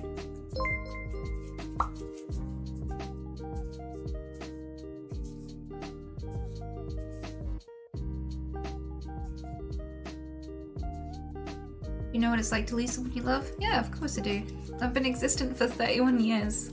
It's quite often that you end up knowing that by now. Not always. But I'm certainly not the only one.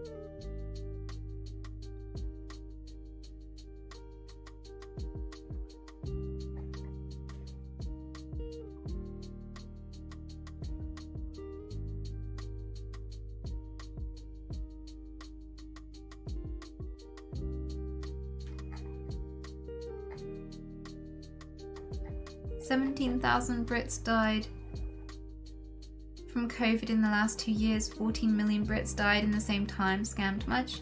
What do you mean scammed much? What the fuck you on about? Alright, let's go look at those statistics.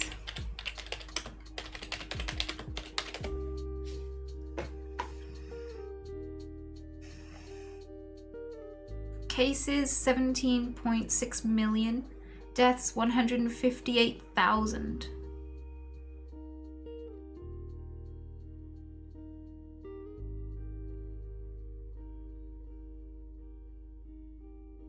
Slightly more than 17k.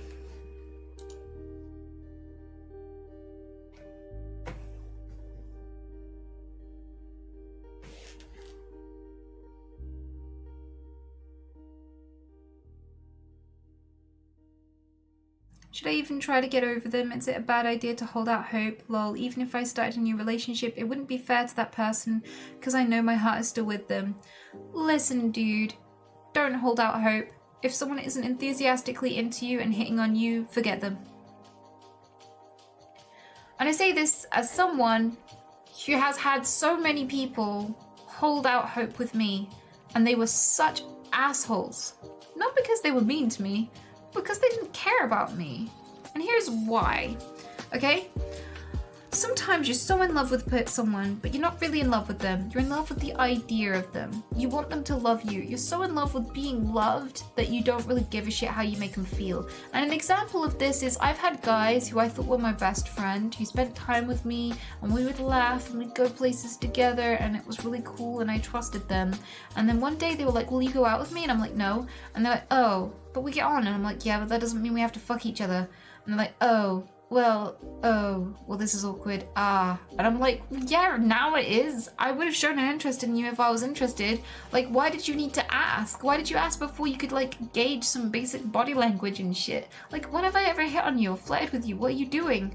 Like, why would you ask someone that before someone had even flirted back or shown a physical interest in you? Like, how do you not know the difference between friendship and a relationship? Like, all that's different about me hanging out with you and your male friends is that I have a vagina at the same time as enjoying your company. Like, I've never shown any romantic interest in you whatsoever. What are you doing?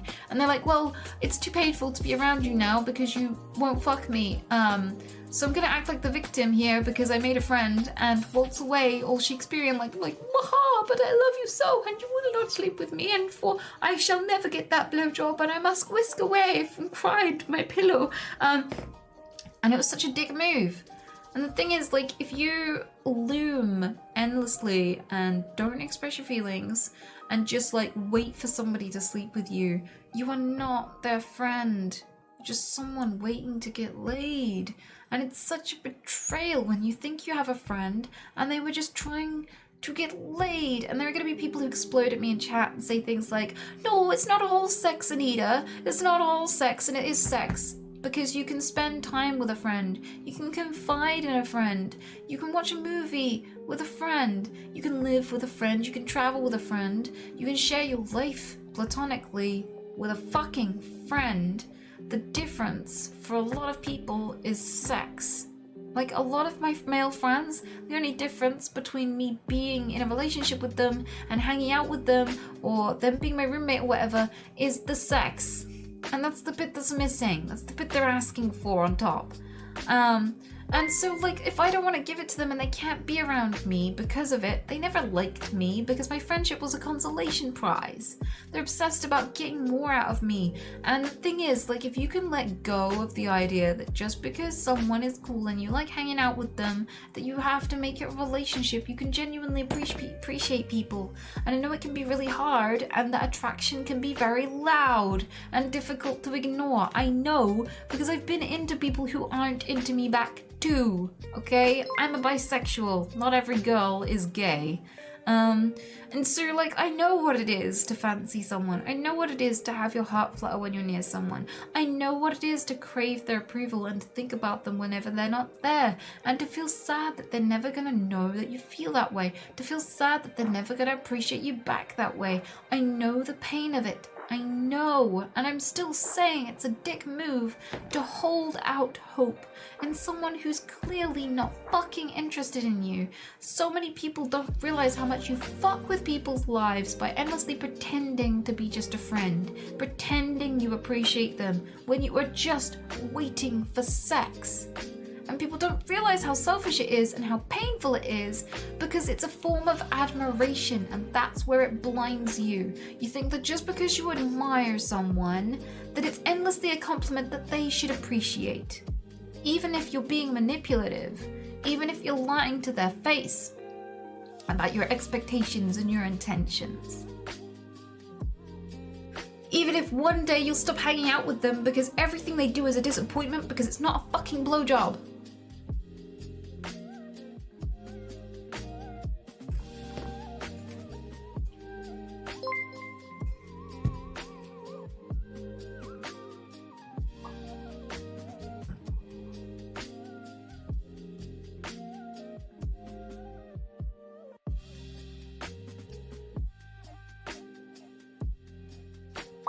And it hurts to hear. But don't hold out hope. Because you're worth love. And here's the thing, after running at you, you are worth love. You know that, right? You're worth someone reciprocating. You're worth someone flirting back. You're worth someone fancying you back. And the biggest lie that people who are in unrequited love tell themselves is that they don't know how someone feels. Because if you don't know, they don't feel anything. Because people are friends with each other, but when they like each other, you know. They reciprocate, you flirt. You want to spend more time with that person, and they want to spend more time alone with you than anyone else. They trust you with more than anyone else. When they have emotional needs, you're the one they go to with it. And if you're not that close yet, you don't love them, you just fancy them. You just like the way they look. If you don't know very much about them, or how they feel, or what they're passionate about, or anything like that, you don't love them. You just like the way they fucking look. So there are signs, and lying to yourself and saying, but some women play hard to do. No, they don't. And don't get with women who need you to risk looking like a fucking creep or a sex offender in order to get with them. Like, either they say what they want, or get with someone who says what they want, because people who don't say what they want are hell to be with anyway. So if you don't know how someone feels, they don't like you. If you've been around someone for like 2 years and they just treat you like everybody else, that's a no. It is. And holding out hope and just not taking that no for an answer and going, how do I make this person like me? How do I ignore this? If someone turns you down and you still hold out hope, you're being a creep. Do you know why? Because you're ignoring someone's no and wondering how you make them like you despite their no. Respect people's fucking no. And don't pressure them and back them into a corner into telling you how much they're not into you as well.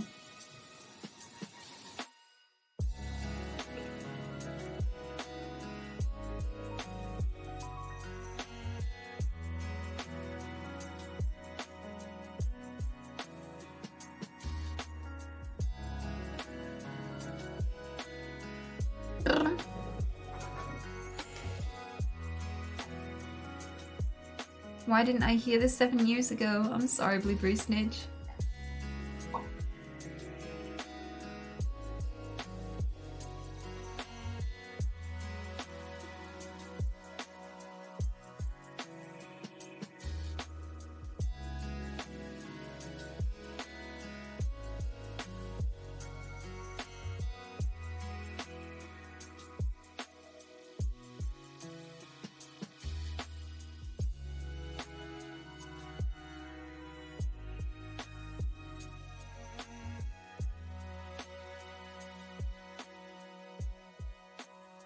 Let her know your feelings early on. Here's the thing, like, I have friends who have let me know that they like me, and I feel strange around them. I appreciate it more than people just looming and hoping.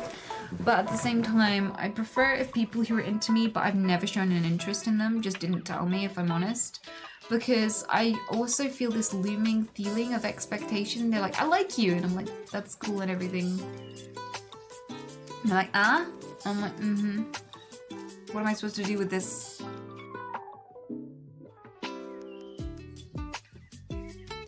And if it's just, like, I've told all of my friends, like, if I don't hit on you, I'm not into you. Just assume I don't like you. Because I get hit on by so many of my friends and I hate it. And I lose them over it. Not because they hit on me, but because they get sad and they're like, oh, every interaction is a disappointment now because you don't like me back and it hurts and I'm scared that you'll get with someone and I feel jealous when you hang around with other people and it's ruining my interactions with you and I think I just need some space, and then I never see them again. Or they just keep trying to hit on me even though I've said I'm not interested forever and ever and ever until I finally just get too uncomfortable and have to just cut them out of my life. So, like, I don't know. Like, I don't think that you should just shoot your shot. I don't think that's okay. Like, I don't know. There's a difference between shooting your shot when you know there's a bullseye at the other end. Like, sometimes you shoot your shot because there is a bullseye and there's this expectation that you're going to shoot at a bullseye because that's what this whole situation is for. Like, you go somewhere to shoot your shot and everyone expects you to shoot it. But if you take your bow and arrow and you just fire it aimlessly out of the window and hope it hits someone that you don't even, or something, and you know none of the rest of the details, that's a bit weird. And the thing that I'm bothered by the most is when people just shoot into the dark and they're like, I don't know how you feel about me and I haven't taken time to know how you feel about me. I'm just gonna ask you, will you ever sleep with me? Like, will you ever take it further? What feels weird about doing it that way and someone not getting to know me and not testing the waters with how I feel and how much we enjoy spending time with each other is that, it just feels like someone's going, so will you ever sleep with me? Out of the blue. Like, we're sat there casually eating something or we're watching a movie or whatever and they're like, so will you fuck me? And I'm like, what? Where does that come from? I just came here to see a movie. What? Now I'm just destroying your soul? No, I will never sleep with you. I've never been attracted to you. The thought of touching you physically makes me repulsed, but I really like your personality, so we're watching movies. And I was never told this was a date, so now I feel really bad because I just had to crush your soul and you were my friend, so thanks for backing me into that corner. But in my defense, I have always said that if I am interested in someone, I make it painfully obvious and I don't like to be hit on, so this is on you, buddy, and could you pass the popcorn?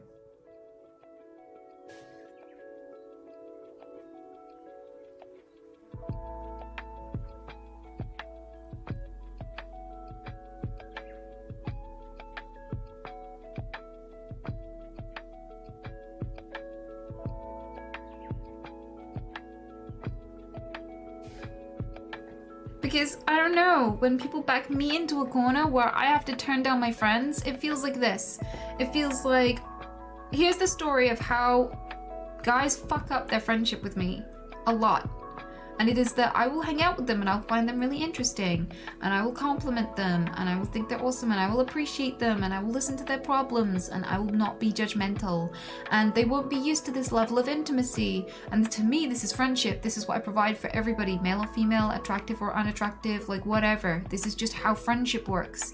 But to them, a lot of guys do have a lot of toxic male friendships where they're called a pussy if they ever cry and they're never called beautiful and they're never appreciated because everyone's scared of being considered homo. So they're not used to being genuinely appreciated in a wholesome and nurturing way. So they're like, oh my god, is she into me? And I will go, oh, I will notice the signs. I'll be like, this person is being very touchy-feely and they're not respecting my personal space and they're making a lot of eye contact and, you know, they're following me around a lot, and if we're in a room full of people, they're paying attention to me and not anyone else, and, you know, they're always interested in who I'm hanging out with in a kind of please don't be hanging out with any other men kind of way. And I will notice the signs early on and I'll be like, oh, I hope I'm wrong. I don't want to be egotistical, but I think this person is into me. No. And I'll be like, okay, well, I'm just not going to reciprocate. I'm just going to treat them like everybody else, and I will only hang out with them amongst other friends, so I will never ask to be alone with them because they'll get the wrong idea. And that will keep me safe, I'm sure, because they won't have any chances to hit on me, and they'll see over time that I'm just not interested because I'll never express a fucking interest, right? And I'm like, I hope that's where it ends, because if it's not, then I'm going to have to actually turn him down. So they're like starting to be all like, oh, hee hee, let's hang out alone. And I'm like, either no, or I'm like, depends. Do you mean as a date? And they're like, no, not as a date. And I'm like, good, because I don't want to hang out as a date. But if you mean as friends, underscore, like friends, then sure, I can hang out with you. And they're like, yeah, of course as friends. I don't see you that way, silly. And I'm like, So anyway, 3 or 4 hangouts later, they're like, so I noticed we spent a lot of time together and we really get on. And I'm like, oh, you're not gonna hit on me, are you? Because then I'd have to say no. And they're like, no, and choke on their soup and stuff. And then like they'll go, oh, I don't see you that way. It's not like that. No. But then like they'll still hang out with me and I'll be like, oh, cool. Glad we got that out of the way. I was worried you were into me for a minute there, silly me. Because, you know, I've always said I hate being hit on and everything. And they're like, oh, of course, I would totally respect your boundaries. And then the next time they come over, they're like, I don't know, stroking my leg or like, you know, being really like touchy-feely. And I'm like moving away. And they're like touchy-feely again. I'm like, I'm moving away. And then trying to dodge the subject and show subtle cues that I'm not interested in them back, but they're still trying. And I know that they're asking my friends, like, how do you get her to like, what is she into? What kind of guys has she dated? What does she have a type? What am I doing wrong? You know, and just all of this shit. And I have to slowly be the one to point out and set my boundaries, which they think they can get around because they think women play hard to get. So like they just ruin the friendship more and more by hitting on me more and more when I'm not reciprocating. And even when I say no, they just hold out hope and they keep waiting for me to realize how special they are. And it just feels stressful and it feels like a lot of pressure. And I would have enjoyed their company and I wish I got to be friends with them in the way that they're friends with everybody else, but I didn't get to because they were just obsessed with getting this one thing out of me that I already said no to.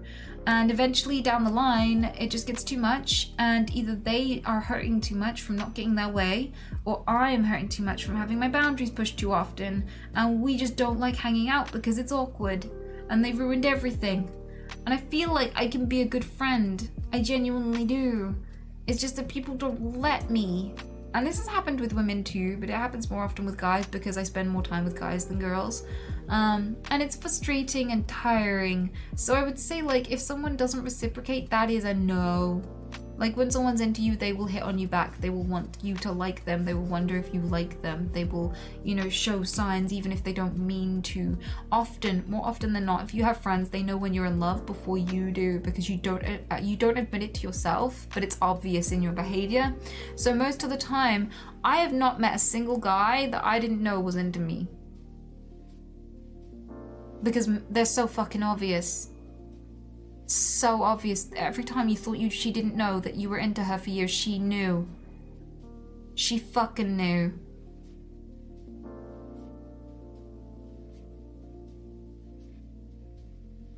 I guarantee you, she fucking knew.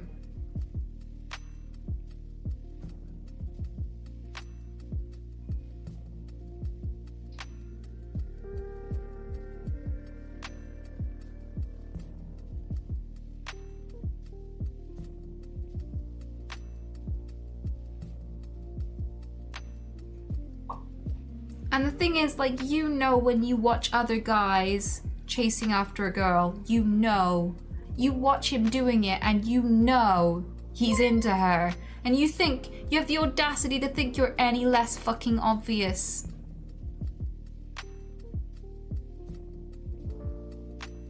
Xanthias, thank you so much.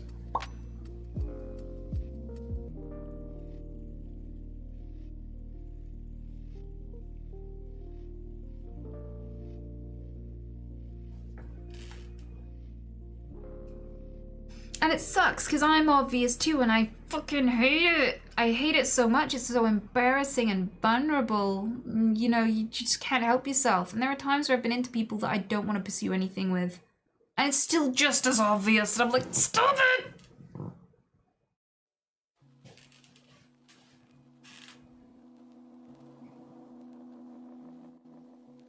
So we can show signs, but if they don't like it, move on. Yeah. But like, as well, here's the thing. There are loads of things that are really fucking off-putting that people don't realize are off-putting. Like, sometimes guys are like, so is anything happening here? because I don't want to waste my time. And I'm like, excuse me? And I'm like, I want to just like move on if you're not like, if this isn't happening. I'm like, what? So you're telling me I need to fuck you already, otherwise you'll be wasting your time sharing meals with me, talking to me, hanging out with me. Like, I'm a waste of time unless I also fuck with you. Unless this conversation comes with a blowjob. What's wrong with you? Why did you think that would make you attractive? Why do you think that I would even get with someone who can't stand me and needs to move on to the next opportunity if this doesn't involve sex? If you don't want me platonically, you don't want me. Why am I gonna let you sleep with me if you can't stand to be around me unless there's a fucking reward?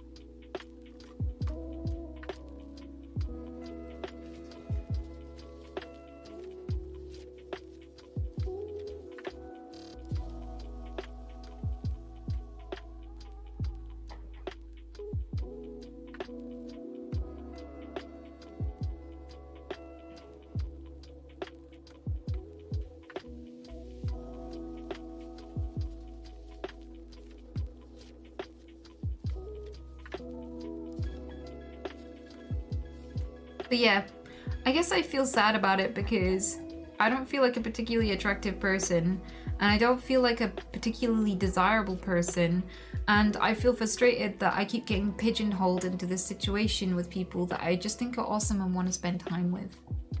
Because, like, I've had relationships, I have, but I don't spend time with people in the hope that I'll get in a relationship with them. Like, I just want friends.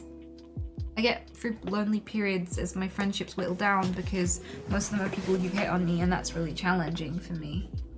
So like, I have had lots of experience with guys who hold out hope, who pretend to be a friend for years when really they're just trying to hit on you surreptitiously. They're too cowardly to say how they feel, and they know you haven't ever reciprocated, but for some reason they just tell themselves there's still a fucking chance. And the worst part about this is that they turn it on you. So like, one of the worst parts is when someone goes, oh, women just keep you around when you're into them so that they can use you. Because so many guys feel used if they were nice to you and listened to you and were a friend to you but didn't get sex.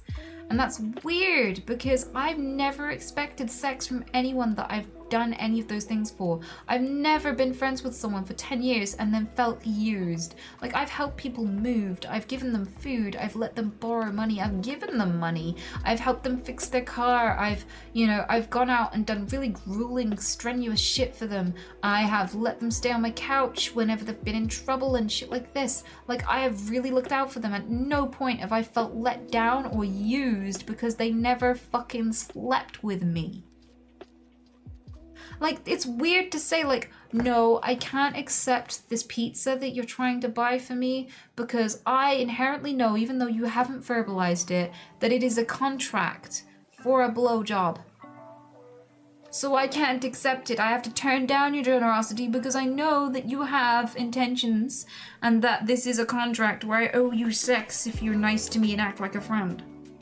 It's so unrealistic. If you volunteer kindness that somebody did not fucking ask for, you don't get to feel used. If you enter somebody else into a contract that they didn't even know they were signing, that's not a contract, that's manipulation.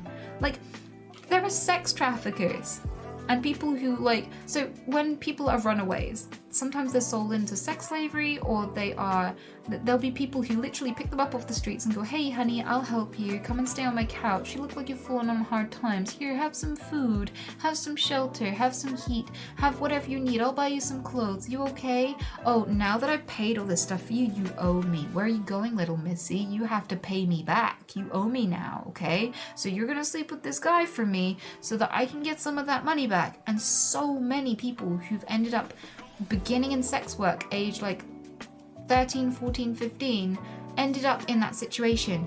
And it's really coercive and scary and manipulative. So how the fuck do you think it looks if somebody is nice to someone and gives them gifts and, you know, takes them out places and stuff, and then goes, you were using me because I did all that shit for you and I expected sex and you never gave it to me, and I never said I wanted sex when I gave it to you, but still you should have turned it down, you should have known. And that's weird and creepy and manipulative. That's not you being nice. That's not courtship. That's genuinely trying to make people indebted to you with sex, and it's fucking weird. So if you feel used, if a lady is happy to have your friendship but doesn't reward you with sex, that is a you problem. That is not women being manipulative and knowing it and just using loads of men. That is literally men trying to use women and then projecting on them. Saying, I can buy sex with flowers and chocolates, and if not, she's a whore! And she's using me! And she knows what she's doing. And that's fucked up. So fucked up. Because like when people have like done all these lovely gestures towards me, especially when I was younger, where they gave me stuff in front of everybody, I wouldn't push it in their face and embarrass them and be like, no, I don't want it, go away.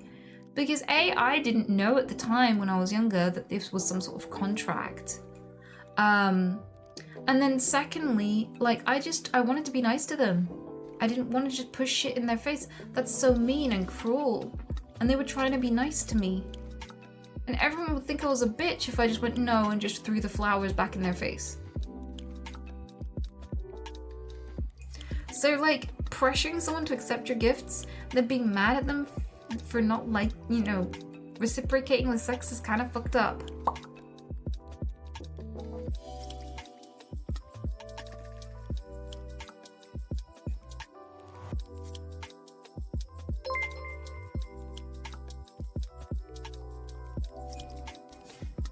People knowing you're demisexual doesn't really help with the whole scenario either. It doesn't make it any easier, at least. Yeah, because I'm scared to tell people. I'm in a horrible position, really, because I'm demisexual. It takes me a long time to know if I'm attracted to someone. So if I don't feel attraction for someone, it doesn't mean that I never will. But I don't want people to like hold out hope and hit on me and then just like date me for a year and hope that like if they're friends with me for long enough, I'll fuck them. So like I don't really want them to hit on me at all. And I don't know how I feel, but that's not a free pass to hold out hope, and I'm scared that if I explain that to people, because I want to be like, it's not that you're not a lovely person, it's that I can't jump into bed with someone after knowing them for a couple of months. And what they'll hear is, date me for a year, and some people hold out hope, and that's really sad because I don't want that, I want friendship. But if I do say it, and I say like, look, I'm not interested in you at all, I may figure out that I am interested in them down the line, and then they've already moved on. So like, no matter what I do, because I don't have physical attraction and I don't instantaneously know whether or not I like people because of that, I genuinely, like, if I become attracted to someone, it hits me by surprise, and this means that, yeah, like, a lot of people try to play the long game with me, and it just hurts everyone involved. So I don't know what to do about that. I'm in a horrible position.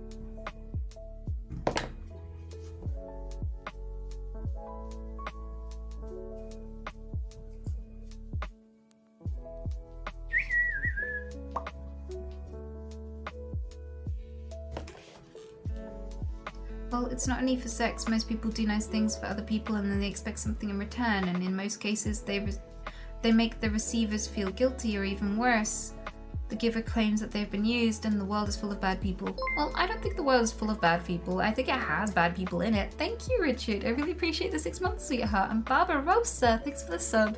Very much appreciated. I don't think it's that black and white.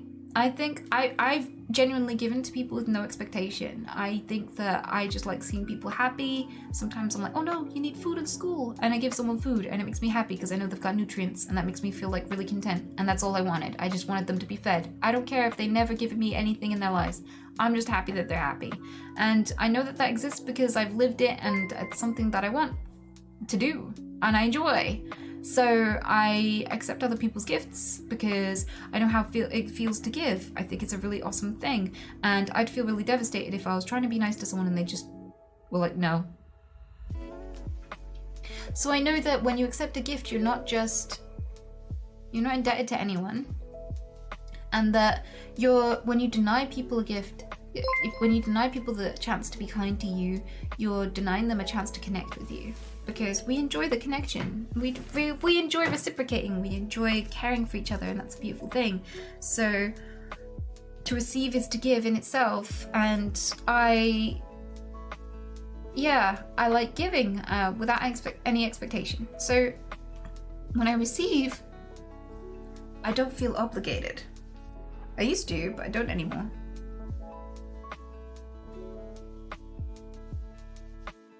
I don't think that friendship is transactional, no.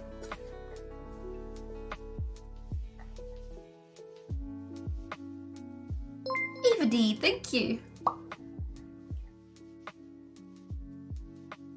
But if you ever do stuff and then you feel bad because you didn't get anything in return, you weren't really giving, you were manipulating.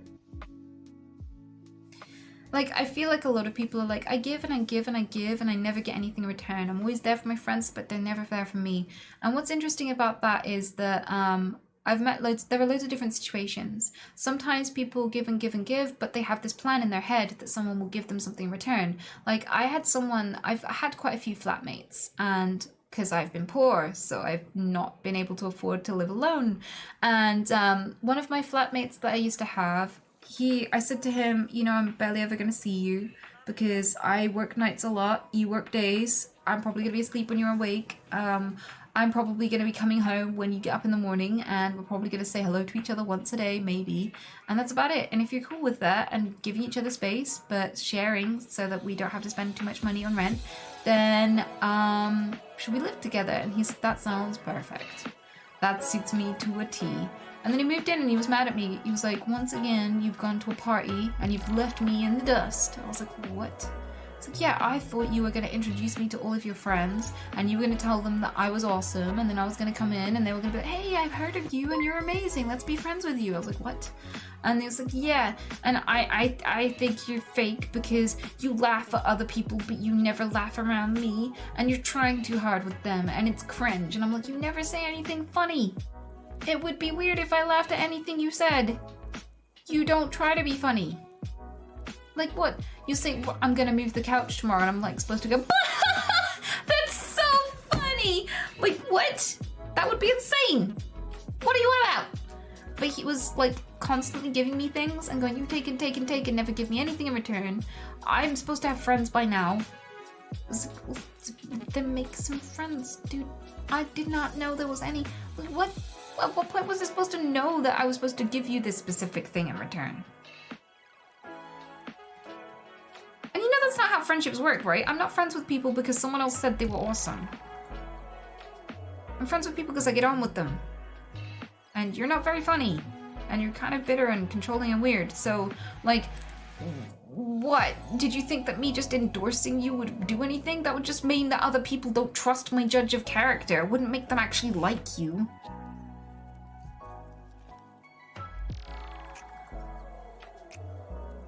So, like, I've met people who have plans for what they're exchanging for kindness.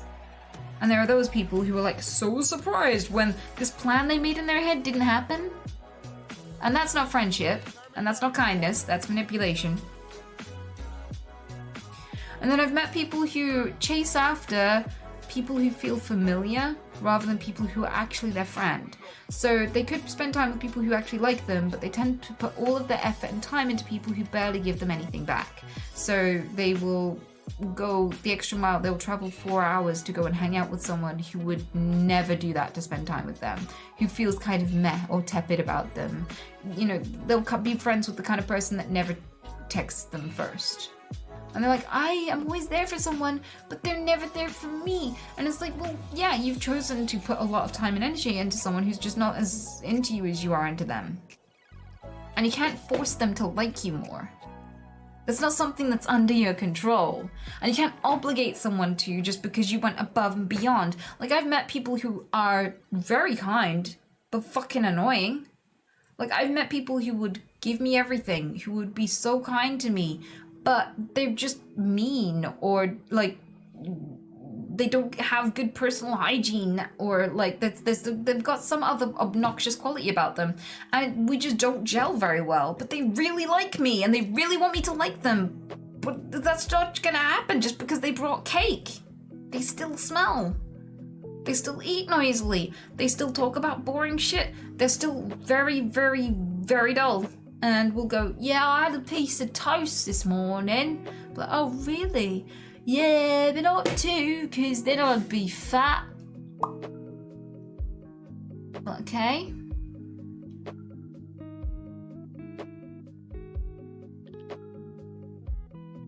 Don't know where I've got nothing. I know this is supposed to be conversation, but I literally have nothing to say to that. You know, Bill down the road. I'll be like, no. Well, Bill's wife had a miscarriage last night, and she's feeling a lot of postnatal depression and stuff. And like, it's okay because like I know she'll recover because she's had like a few others. And I'm like, how do you know this? Well. So, like, she's dating my brother. I'm like, okay, so you're divulging loads of personal information. Does she tell everyone about this? He's like, well, not really. So I'm like, why do you think I would want to know this? This seems like a terrible thing to divulge about someone. Well, on that note, do you have, like, any personal shit you want to get off your chest? I'm like, not now that I know that you'll literally tell everyone. And this person will be so nice to me. They'll spend so much money on me. They'll get me so many gifts I don't want. They will spend so, you know, they would do anything for me. That doesn't mean that I have to like them or that I should trust them.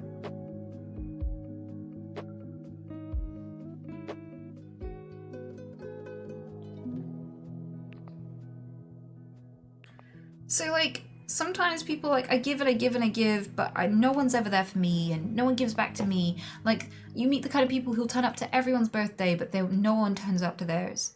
And you'll think, oh, poor them, they deserve these people's time, but not necessarily. Like, there is more to being a good friend than just doing certain things. Consideration, empathy, respecting people's boundaries and privacy. These sorts of things are packaged too, and sometimes people aren't good at these things, and people don't trust them or gel with them very well. And this person wonders why, what they're doing wrong, but they can't see it, and they haven't improved yet. And so, like, sometimes you can't just give people stuff or be nice to them and that just be the be-all and end-all. It's not enough. And sometimes these people don't realize it until they meet someone who's also not doing enough. Someone who goes above and beyond and buys shit for you and is always there for you, but makes terrible decisions and is horrible company and is abrasive or bitchy or gossipy or mean. We just don't gel well with. So yeah. I think sometimes there are a lot of people out there who wonder why they're alone because they try and try and try and they think they deserve, but really they just feel owed. And they're not.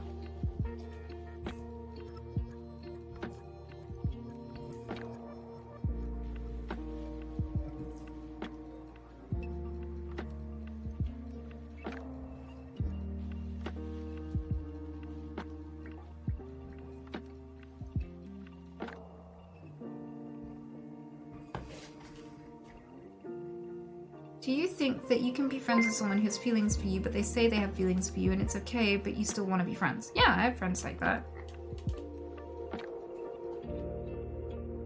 I'd rather not know, though.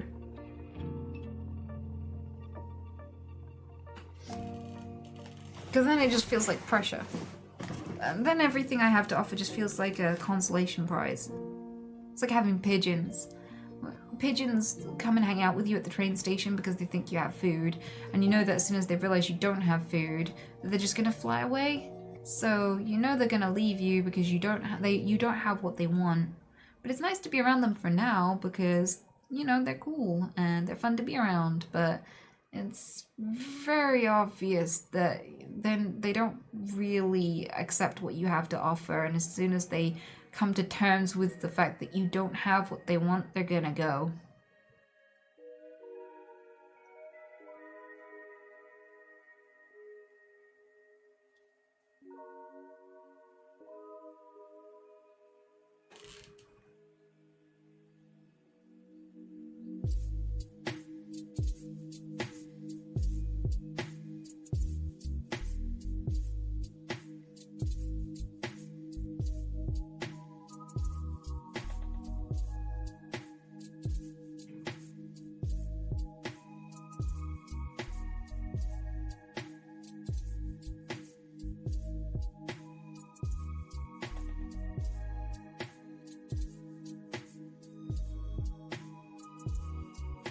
So yeah, I don't know why people keep liking me. It's really annoying. And it's funny as well because I'm scared. I'm flawed, I'm annoying, I have Tourette's. I really hope this person can like me because I think they're really cool. So I try really hard to be like, look, I'm a good friend. I will take you out cool places. Let's go do this cool wild thing, and I will make you laugh, and I will make you food, and let's watch a movie. Let's have some fun. And then I overcook it because I feel like I've really got to show that I'm like worth the smack to the dick every now and again. And then they're like, yeah, you're great, and I'm like, yeah. And they're like, can I fuck you? I'm like, no, I overcooked it. Fuck, whoops, too much. No, no.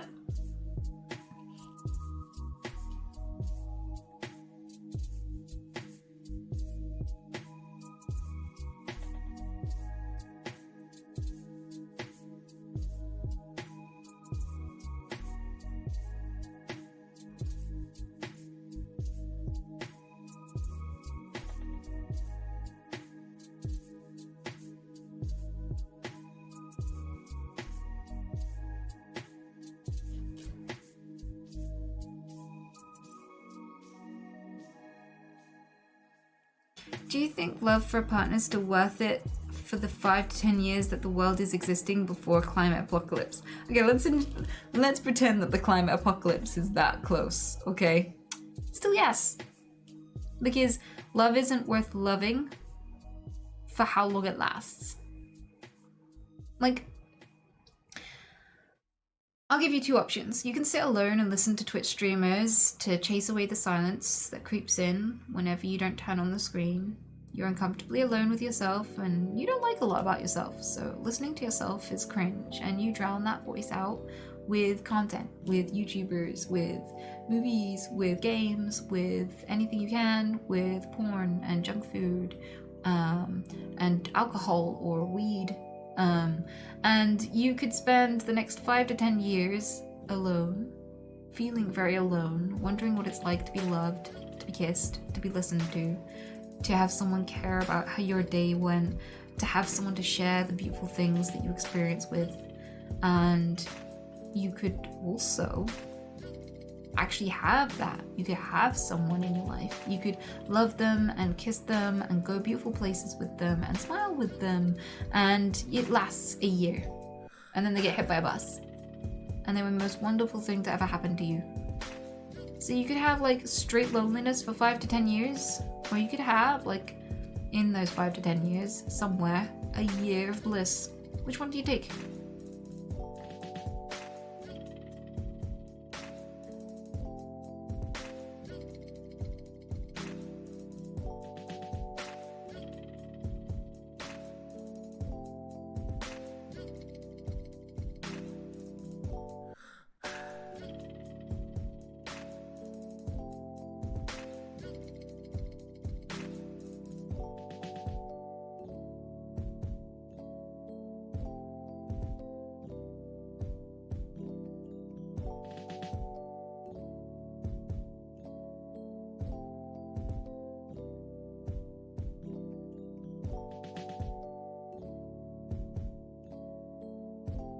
You can't just casually shit on us like that. You do it to me all the time. Why not? Fair is fair.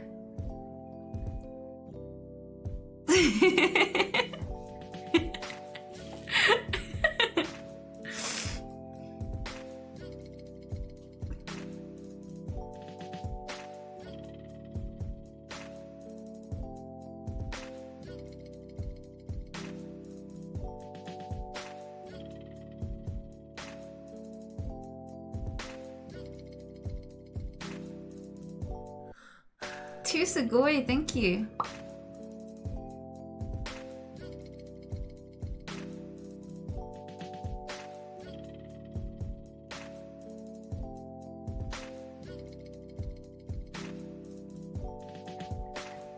Oh, I pulled up Nudge Skull today.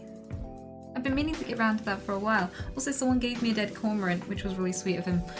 He gave it to me in a bag like 5 or 6 years ago, and I just never got round to like cleaning the bones. And I thought, I'll be rotted to fuck now. There won't be any bone left. But the cormorant is still whole and intact. So I'm gonna have Nudge's skull behind me at some point soon. I'm letting the sky bleach him, and I'm letting I'm just gonna let the rain wash the bone. I don't really like bleaching and boiling and stuff like that because there's lots of little organisms consuming Nudge, and I feel like that's how he lives on. I feel like that's how I'm gonna live on. When I die, I'm gonna rot, and everything I'm made of is gonna live again in everything. I don't think life ever ends, it just changes state, and I'm gonna be sprinkled and dispersed amongst many other stories and lives. And maybe my thoughts won't exist anymore, but the vehicle I'm made of will be the vehicle for many other lives, and that's very cool. So I see all the bugs eating Nudge, all the little there are loads of like little fly pupa wedged all up all over him and stuff. All of that stuff needs to go on, live their life, because that is Nudge living on. I wouldn't dare boil them or bleach them or do anything to them, so they have to leave Nudge's skull their own volition. Also, I had to tickle the roots of a plant to get Nudge's skull out of it, so that was cool. It was really weird rummaging through his bones as well. First thing I uncovered was his leg bones, and I was like, oh, he used to run on these.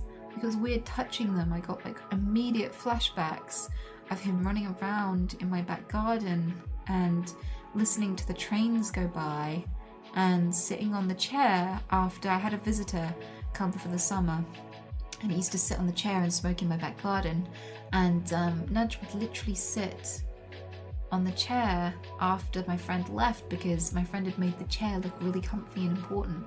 So he'd sit in the chair like, what is it about sitting in a chair that's so cool? And he'd sit there with the wind tussling his hair, just looking all majestic in that chair in the garden. Like, just all of those things just hit me. So like the time where he was found, and you know, him begging for attention and following me around my old house and coming with me to the bathroom because he didn't want to be alone. So he'd literally rather watch me poop than sit in my living room alone for 5 minutes. Like, everything about him was amazing, and it was so weird to like be holding bones, to think that everything he was is just bones now. But it was weird to touch him again as well. It felt oddly connecting. Like, I missed him so much that it felt nice to touch him again.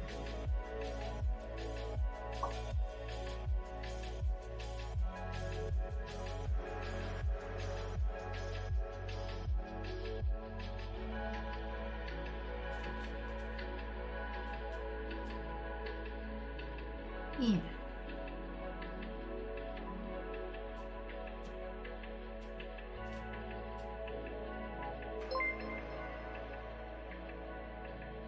Nudge Fund. Hi Seatanita. Hey. Have you watched Vox Machina on Prime yet? If not, I can highly recommend it, since you like animated series. Anyways, here's a granny joke. It doesn't matter if you are tall, short, rich or poor. At the end of the day, it's night.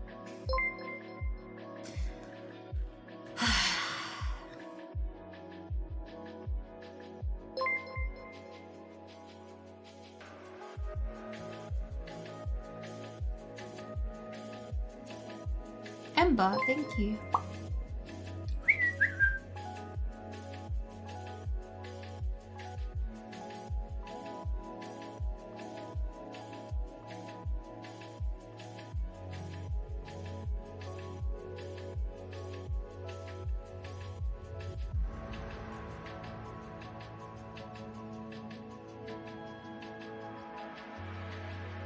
Nudge will never be forgotten. No.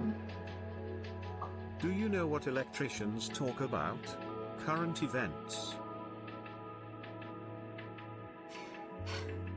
I'm gonna get a bit of booze. I'm gonna do a little mini unboxing. I'm gonna open some stuff from the PO box. Just a handful of little things. You ready?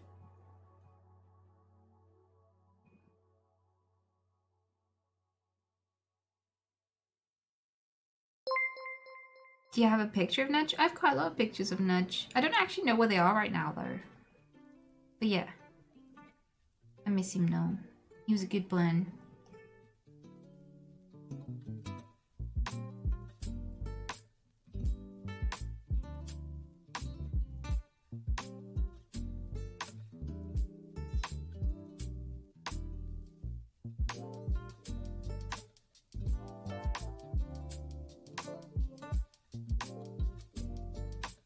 Glad to hear that Nudge will have a part of your everyday life in your room. Yeah. He has quite a unique looking skull. You know, I've never taken a rabbit skull before. So, he's gonna be my first rabbit skull. When did Nudge die? 2019. Is the booze made of olive oil? Okay, so I'm gonna let you guys choose which color my alcohol is. It's all gonna get me drunk, so you're not really egging me on to get drunk, you're just deciding how it's gonna taste. So are we gonna go with red,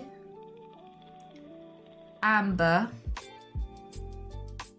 orange, or clear? Red, amber, orange, or clear?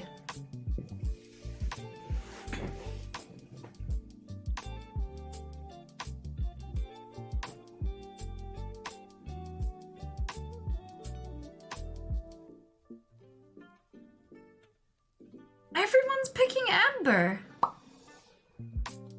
Literally everyone.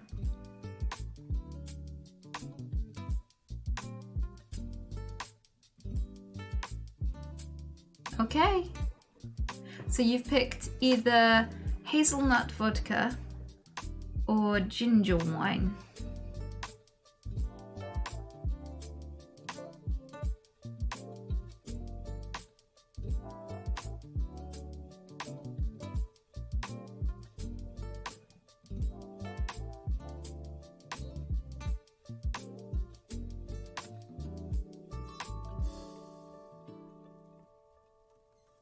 Yeah, let's go with the hazelnuts. Let's push it up.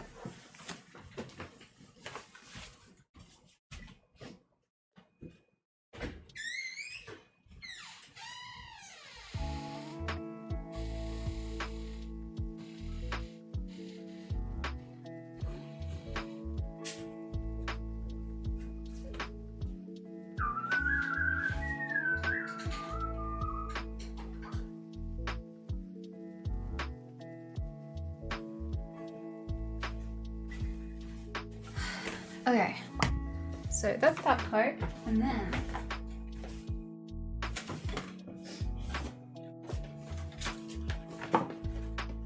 we'll go with the first one. Woo!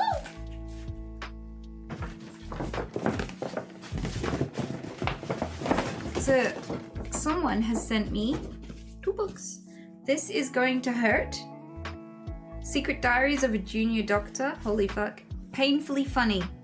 Heartbreaking. If you read one book this year, make it this one. 97 hours a week, life or death decisions, a constant tsunami of bodily fluids, and the hospital parking meter earns more than you. Welcome to the life of a junior doctor. Scribbled in secret after endless days, sleepless nights, and missed weekends, Adam Kay's diaries provide a no-holds-barred account of his time in the NHS frontline. Hilarious, horrifying, and heartbreaking, this is everything you wanted to know and more. A few things you didn't about life on and off the ward.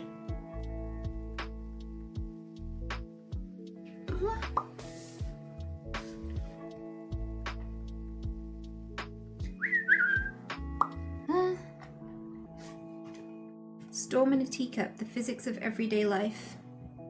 Storm in a Teacup is Helen Schertzky's lively, entertaining, and richly informed introduction to the world of physics. That's awesome. So yeah, got more reading material. I don't know when I'm ever gonna have free time again. I used to love reading. I'd sit with a massive bar of chocolate, make a den up against the radiator, and sit there and fucking bake. Just absolutely get roasted all the way through. Just all warm and toasty under all the blankets, reading and then eating chocolate. That used to be the best time of my life when I was younger, and I just don't remember the last time I did that. I don't mean baked as in weed, I just mean as in like overheating. But thank you for the books. I'm gonna put them here.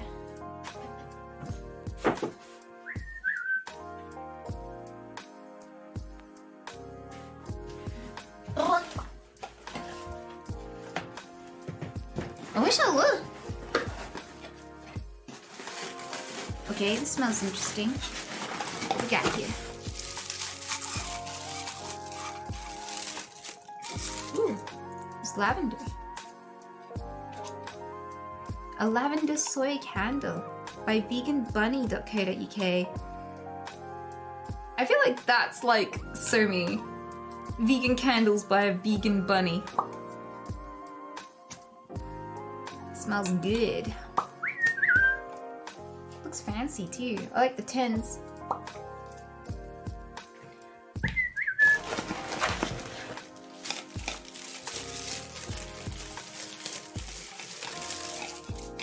Yeah, Pete is skipping about. I've got a new child gate so we can wreak havoc in more of the house without endangering the other bunnies, which is nice. Ooh, that smells like ginger. Ginger and lemongrass kind of. I want to like hold it to chat and be like, smell it, smells good, but there's not smell-o-vision yet.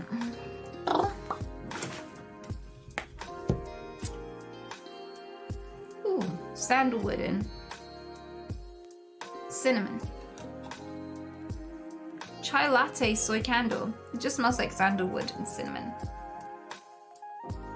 Yeah, that's sandalwood and cinnamon. You ain't fooling me. That ain't no chai latte.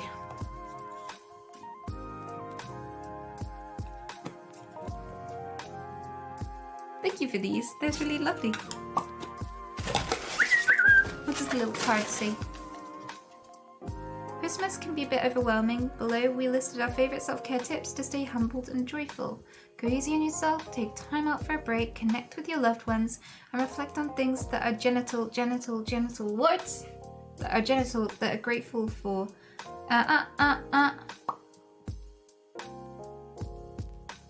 Take 10% online with code XmasJoy. I literally read that because I'm dyslexic as I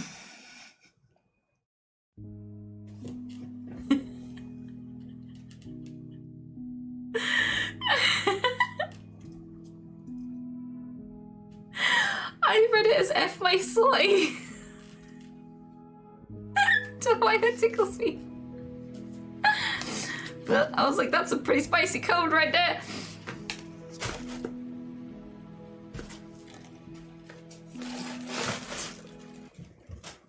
Thanks for these.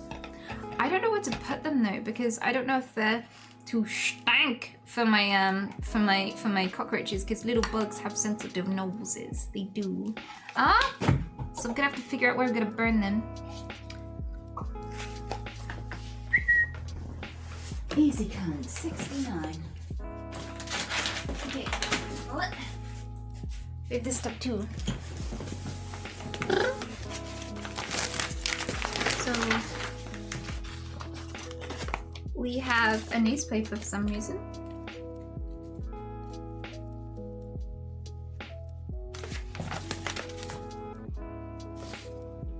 Thanks.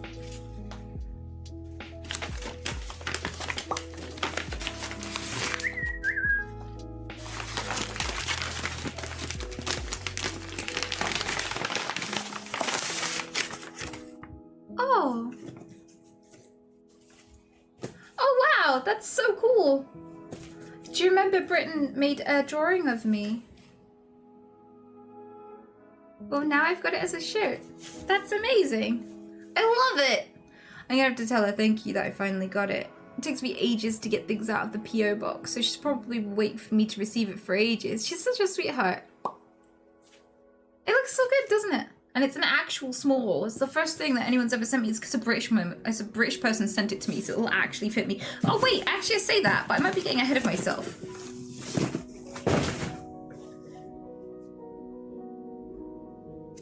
Look. No, I take it back. Fuck.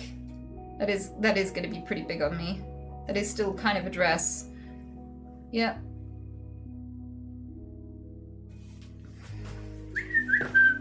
What size is it? It better be a medium. Oh yeah, it's fine, it's a medium. I was like, if that's a fucking small, I'm gonna... It's a medium.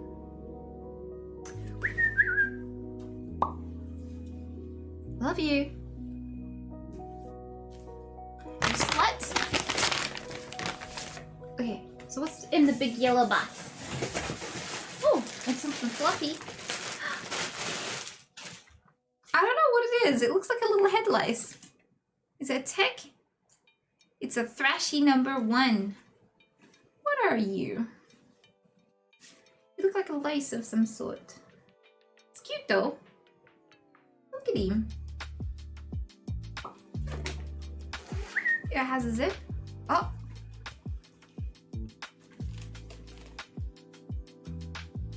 Oh my god, this is adorable. So he'd be hanging out upside down like this.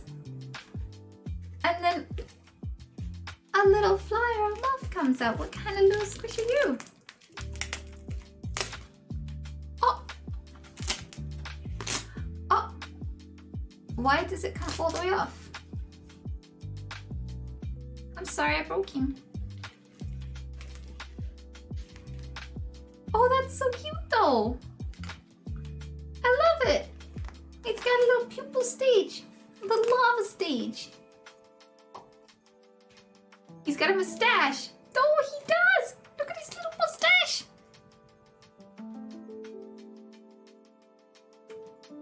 He looks French.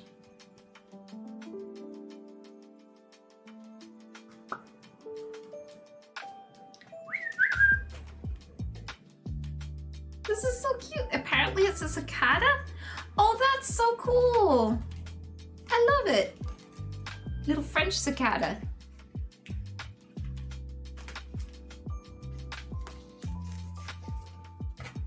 If he were accurate, he'd be very loud. I know I've yet to meet a cicada. I can't wait to have one scream at me. That's so cool. Get it back in you go. Time to unbirth ya. Yeah, yeah, yeah.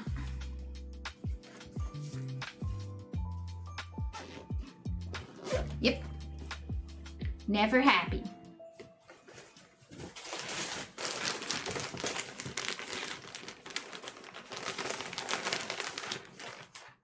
You never get one screaming at you. It's always a massive herd of them. Oh, that sounds really exciting.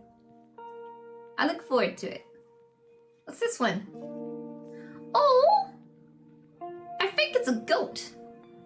I got a new hat.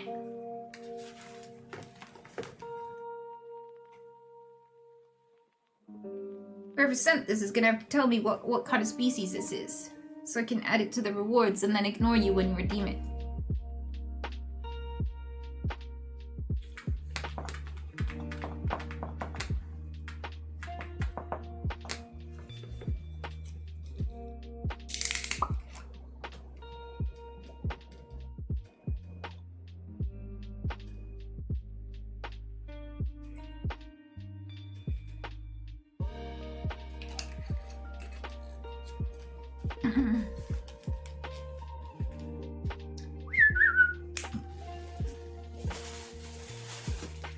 Okay, what's next?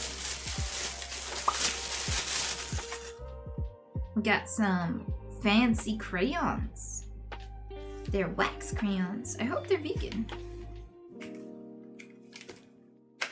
Oh, there's some nice colors in here. I love crayons. I love drawing with crayons, but I never buy them because they only have Crayola here, and I don't think Crayola have vegan ones. But thank you. These are fun. Yeah, I'm just drinking some olive oil.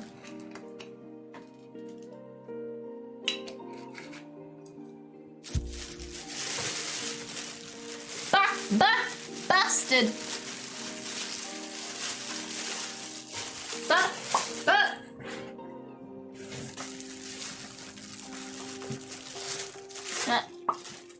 Well, this is cute. Oh, it's really cute. It's a me-sized lunchbox. It's got some balls. It's been a while. Oh, they really.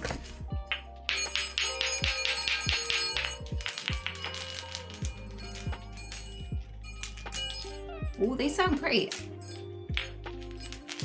Let me just break them. Wouldn't be chat if they didn't let me bust their balls.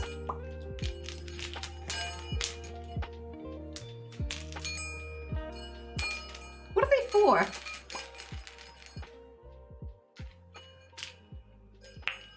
Kegel balls? Well, that's not where they're going. I'm sorry. I think they're quite an ambitious size, actually. I don't think I could get them. Nope.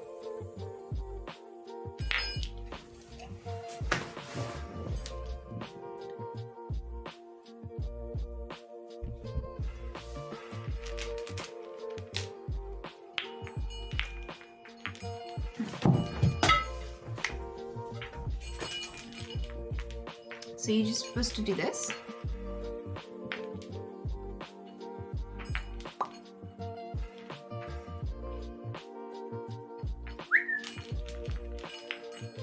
You just fondle the balls to relieve stress. You'd know all about that, wouldn't you, Peaks? You and your fucking homies.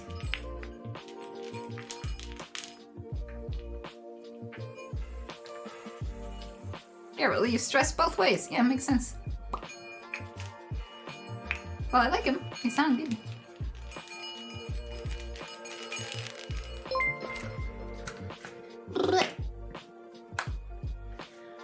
Someone out there can finally say the Sweetenias held their balls and liked it.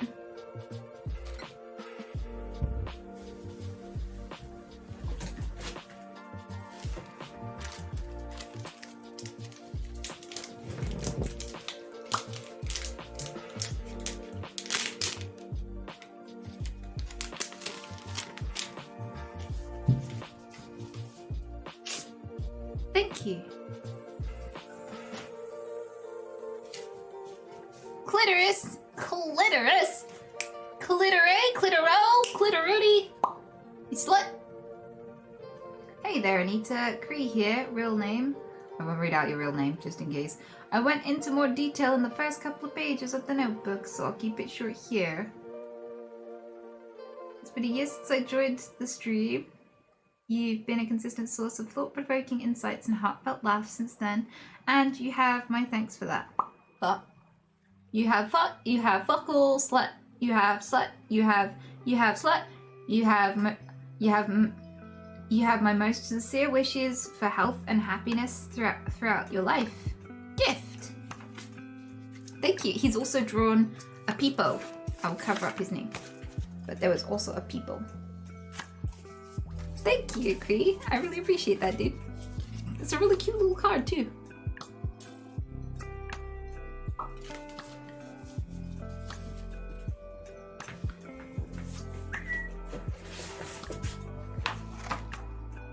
From Cree to Anita, wishing you the best plans in your arts in the future and the rest. Oh, wow. I love it. Look, it has my drawing on the front. That is so cool.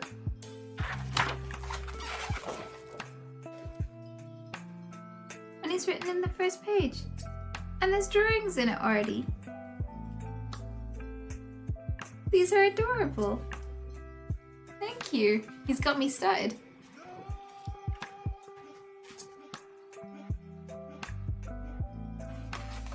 Are these some quotes from things I've said?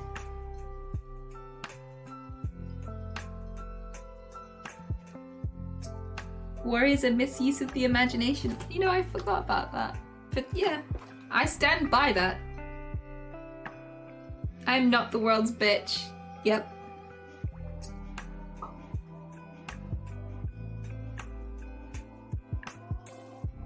Plans are for Bellens. This is actually so fucking sweet. Thank you so much, dude. It's so cool. The back's beautiful too. Look at it. God, you're such a legend, Cree. Thank you. Don't forget to let Tony know she's awesome, by the way, today.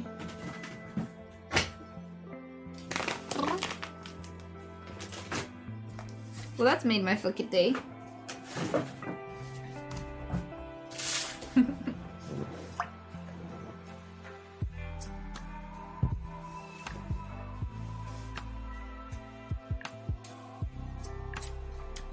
Is that Booza Mahal? Yes, it is.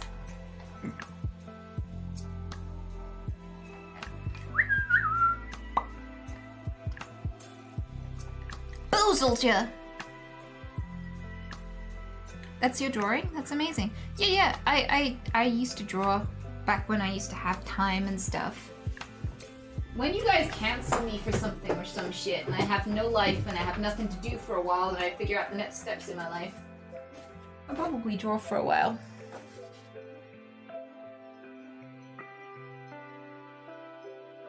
That was the last drawing I finished. It's a picture of a Eurasian jay. I like portraits though.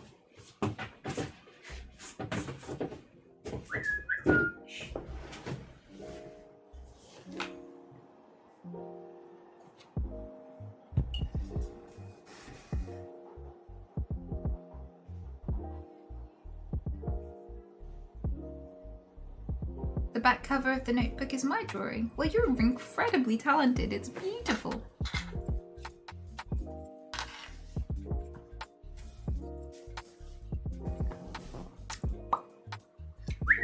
Yeah, I drew it with coloring pencils.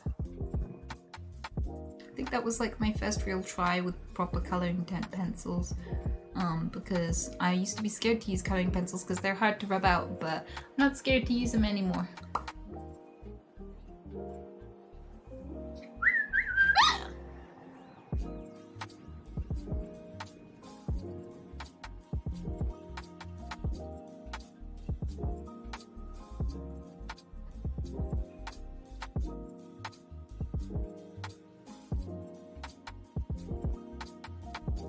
How'd you get everything so proportionate? Mine always looks so bad. I kind of like envision where I want everything to be positioned on the page. Nudge fun. I frame it. Hi Anita, lovely stream. Hi! Didn't watch any of it yet because I have to go to my wildlife rehabilitation center induction so I can get some squish on Australia's favourite marsupials and danger noodles and burbs. That's amazing. Expect photos in future, Anita Hart. I look forward to it, Corpez. Have fun, dude. And thank you so much for the tip. Ah.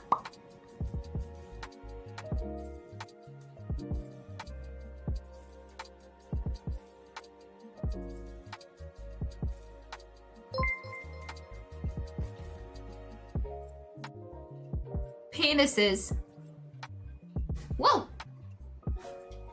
Did anyone redeem any more hats? I want to wear more hats. Fuck off, fuck off, fuck off, fuck off. Hats. More hats. More. Okay, so we got get a bunny, unicorn hat, simp hat, blue bunny hat, bunny hat. Okay, so we got hats. Also, you want me to get a bunny, but the bunny already here. Look. We're just chilling. Which way do I go? This way. Look at it. He's been here the whole time. Look at him. He's a sphinx.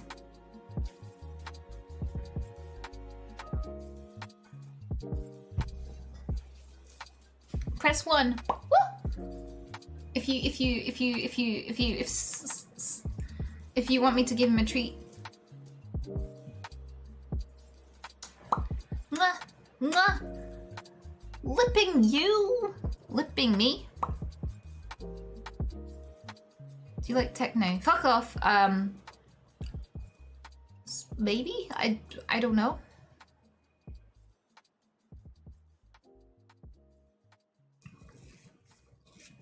But is there no redemption for a stack of hats? No. We need more hats and trees. Maybe I should make it a redemption to cuck your uncle. Woo!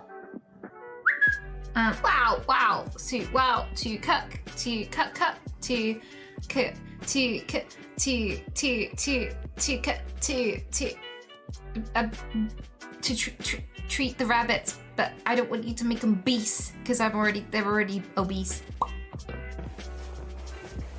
But fuck it, let's get him a treat. Excuse me, little thing. Get you some stuff.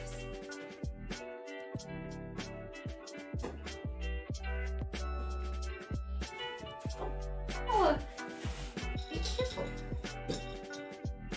Can you see everything okay?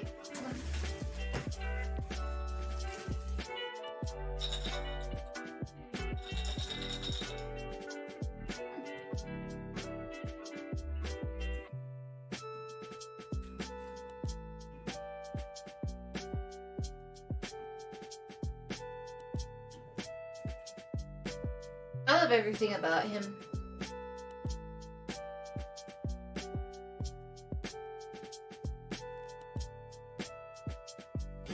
He's savoring it.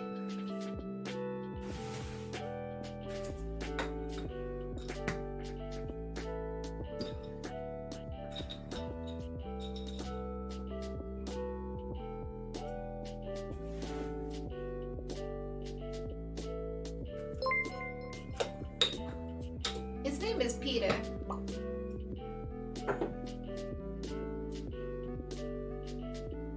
He's my boy. My baby.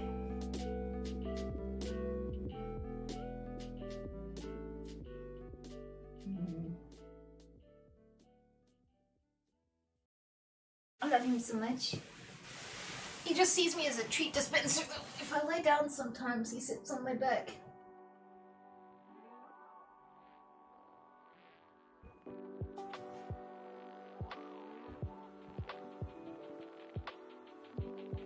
Nice, sniffing my feet. Lately I've been running around with my socks, which has been interesting.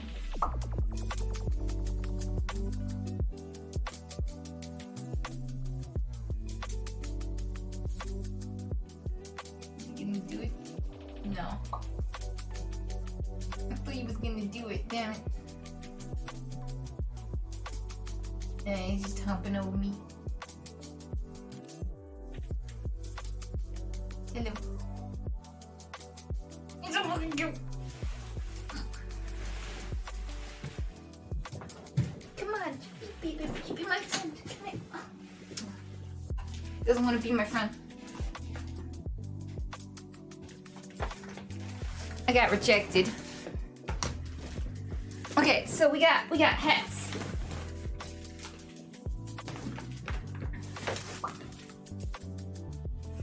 Blue hat. White hat. Yeah, he zooms. He's fat as fuck and he's thunderous as fuck and you can hear him running for miles. Tell you what, see this headset? It's so good, right? Look at all these hats I can put on my head and the headset still works.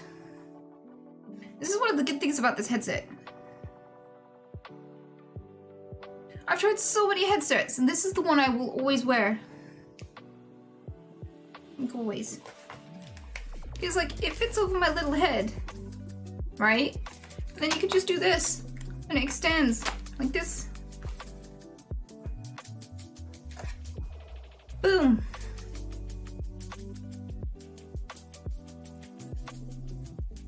And it's comfy too.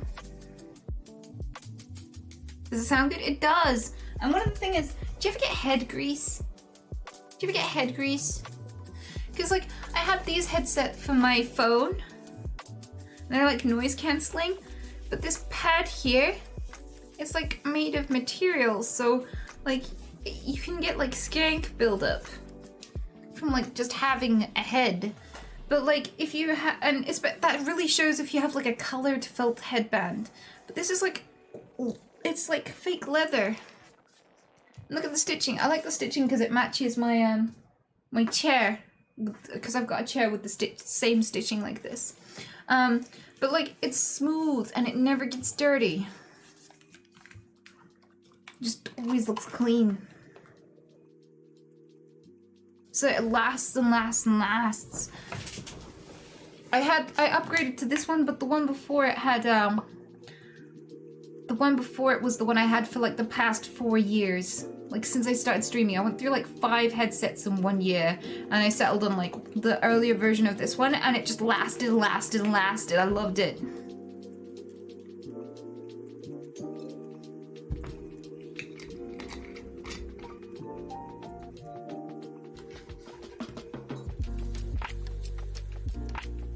Which one is it? It's the H70. It's the HS70 by Corsair.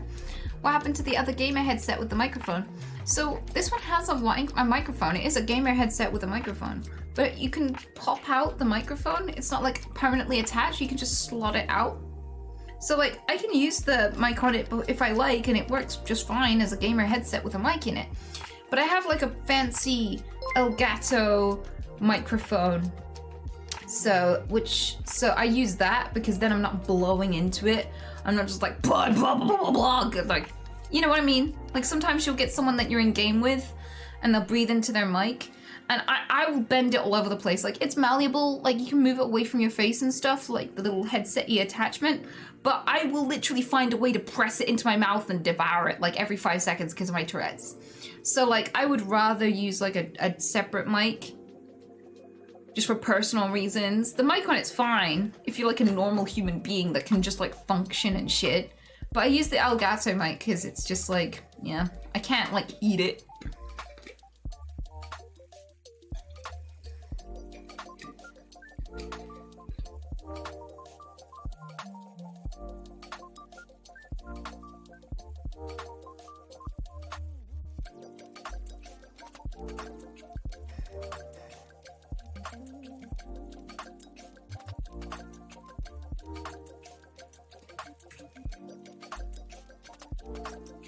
That does sound like a good feature to the mic. Yeah. I would change over mic so you could see what it sounds like, but I'm scared I'll fuck up my OBS and cry for the rest of the night and be like, what did I do?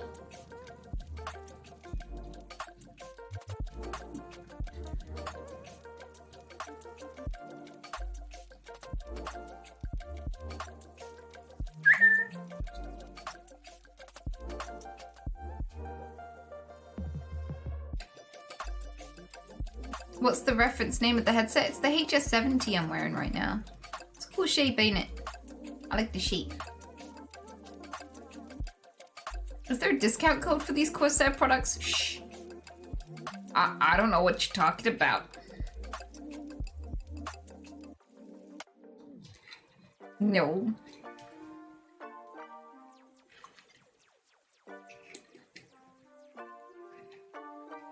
Good battery life.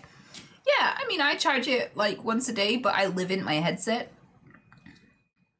So like, I will wear this for like 36 hours. I guess that's more than a day. But I will do the stream, and I will do my meetings, and I will play my games. Like, I spend more time in this headset than not. I need to get out more. But yeah, it withstands me. I abuse the shit out of it.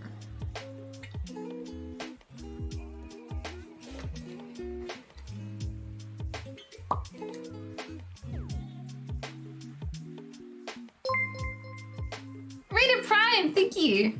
Whoa, you've gifted 286 gift subs, dude. You're amazing. Thank you so much for the support, dude.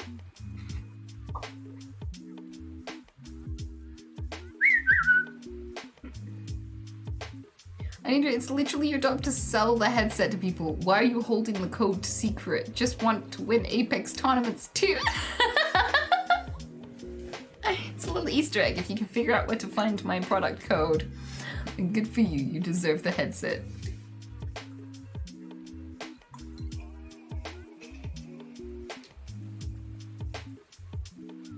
Yeah, I don't have a head dent. I don't have a gamer head dent. I don't want to brag or anything.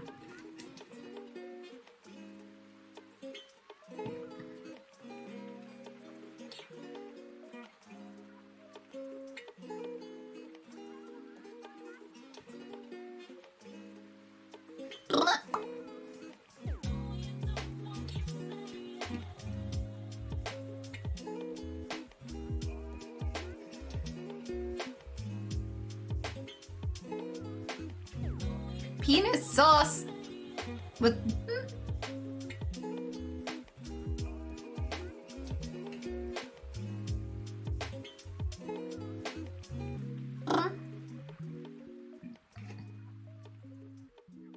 Are you really drinking olive oil? I'm kind of new to the streams and to yourself. I'll be really curious to see how often I see you again, sweetheart. Yeah, it's olive oil. It's really good for Tourette's. Mm-hmm.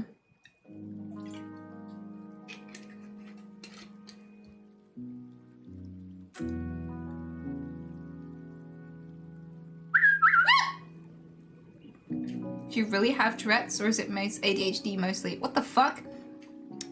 In what world is Tourette's mistakable for ADHD? There's a difference between having a short attention span and offering to fist every grandma you've ever met. There is, believe it or not. John, thank you so much. Blip.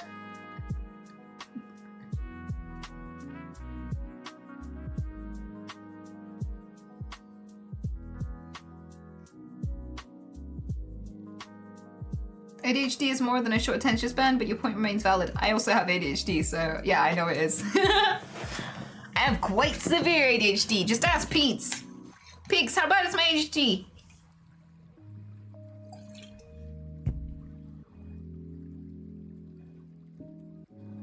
It's a fucking train wreck.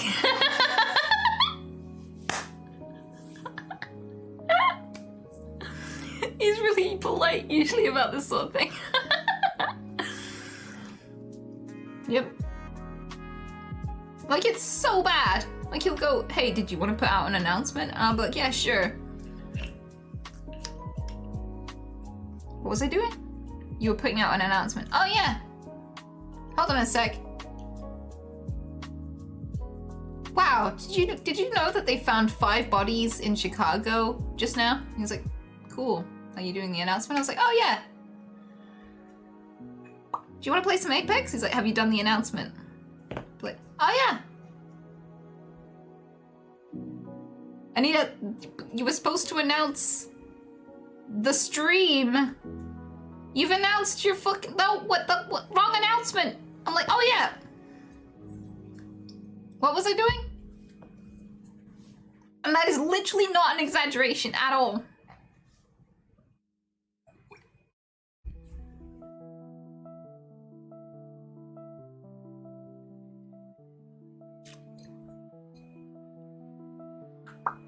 Like, most of the time in my life, no matter, it doesn't matter what I'm doing, Peaks knows more of what I'm doing in the day than I do.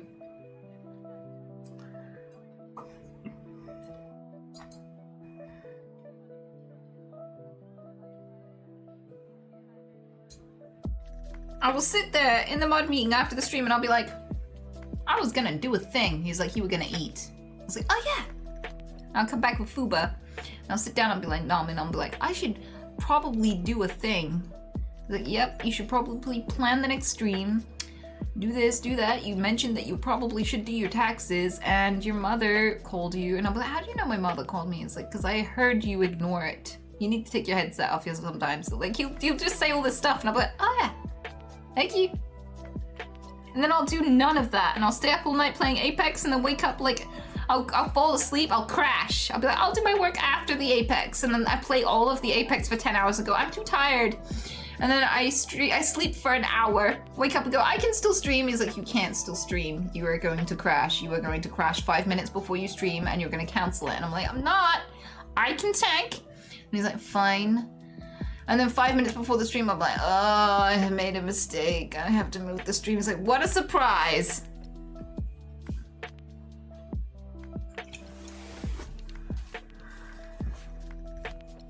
What I want to know is why not sleeping makes me puke.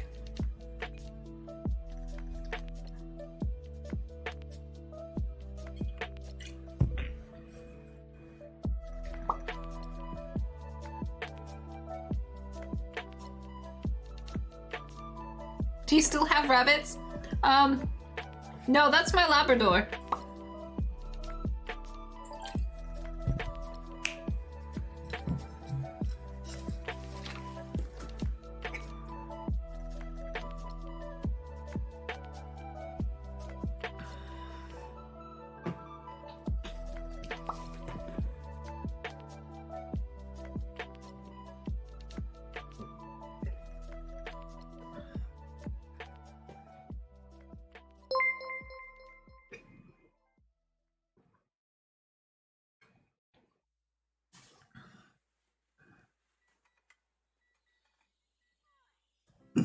Anita's the kind of person to tell you exactly what she has to do and then wonder how the fuck you know what she was doing. Stop exposing me! I was doing a perfectly good job of it myself.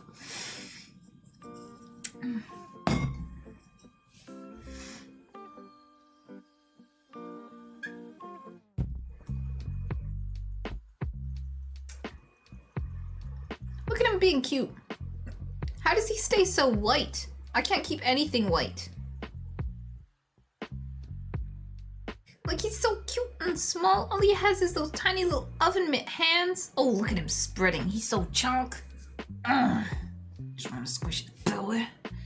Has anything ever been so cute you just want to... just want to squish it. Look at that. That's how I feel every day. Because all of my roommates are cute as fuck because they're rabbits.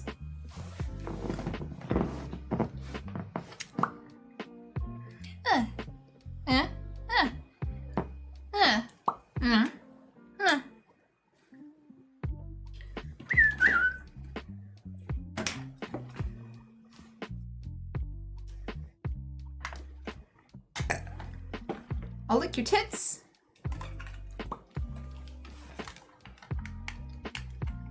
Tell her she's a bitch.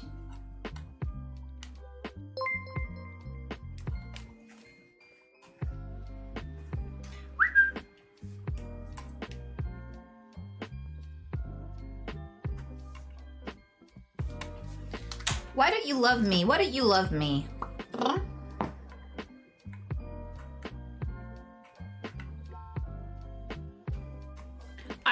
I will dig down.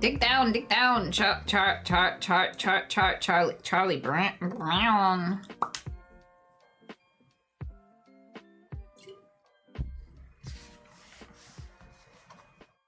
Yes, no. Ben is a hoe. The oil doesn't seem to be helping. Well, that's why I'm drinking more of it.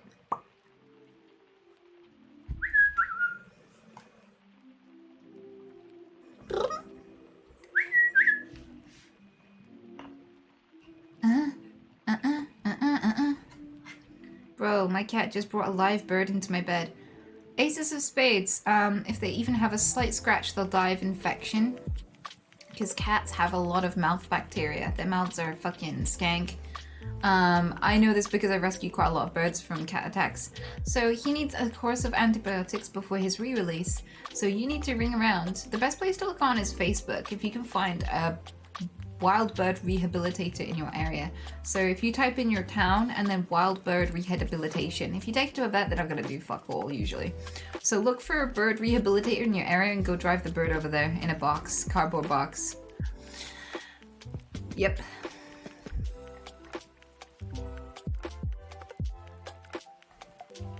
Be good to the birbs.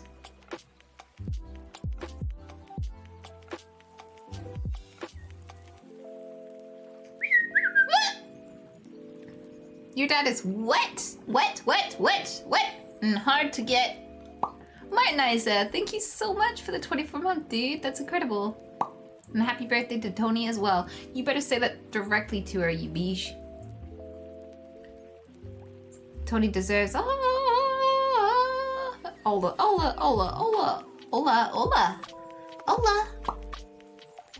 of the love. Where is the monkey? Up there?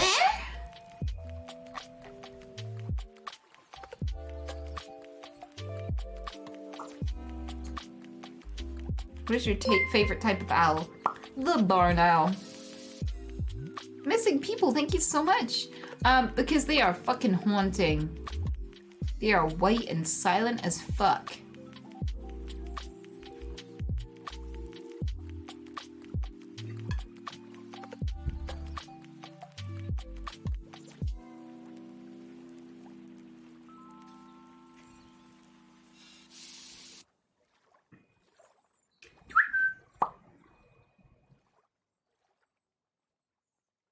You need to whistle something? Shut up! Wow, Chungus! Chungus, Chungus! What?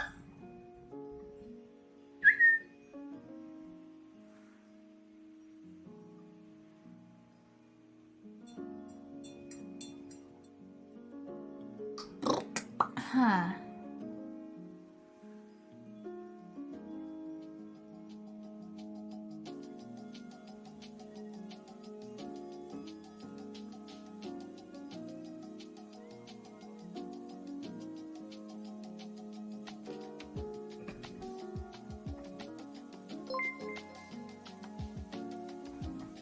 Anita fan loved from Qatar. I saw you on the Sideman video. Also keep doing what you do and love you and your rabbits.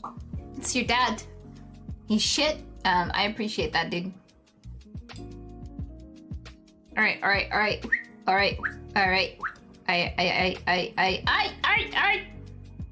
get a whistle, because I'm acting up, buttercup. I'm act up. Stop looking at my dick.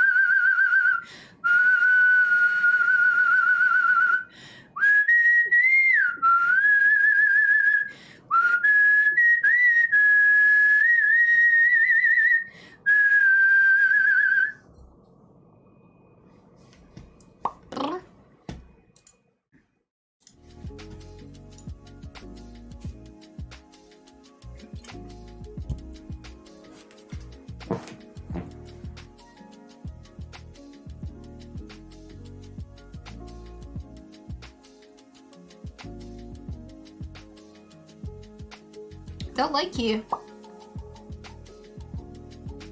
Clap. Aurora vibes, thank you. Your cat likes my whistling? Bitch. Well, witch butt. I don't remember any songs. So I can't impress your cat anymore. I'm sad.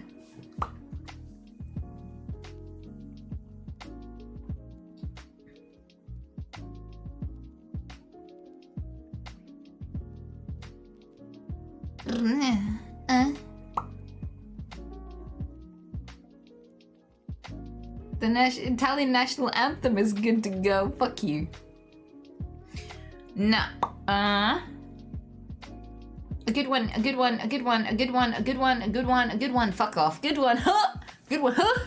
Good one is, you're a slut, you're a slut, you're a slut.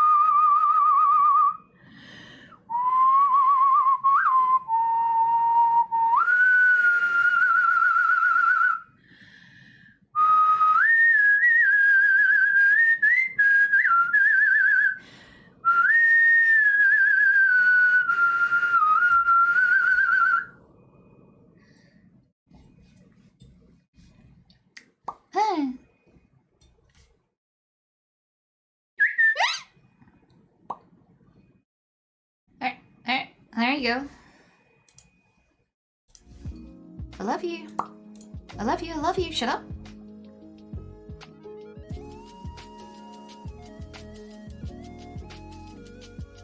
Alexa, play Despacito.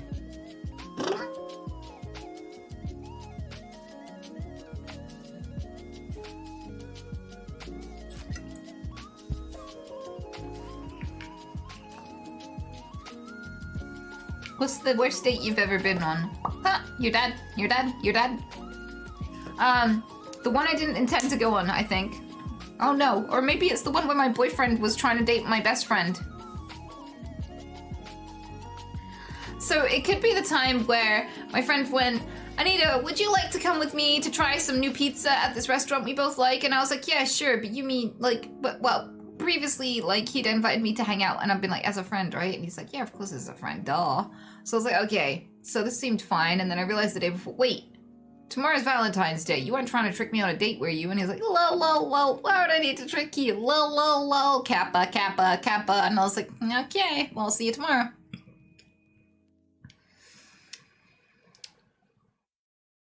So we eat, I go to the loo, I come back, there is a giant Valentine's Day card on the table, a gemstone heart, and some chocolates, and I'm like, oh god, and I try to squirrel them away. I'm like, I try to give them back, like, buddy, oh, we're friends, I can't accept this. And he's like, no, take it, I won't accept it back. And I was like, so I put it in my backpack just because I just didn't want anyone to see it and think we were on a date.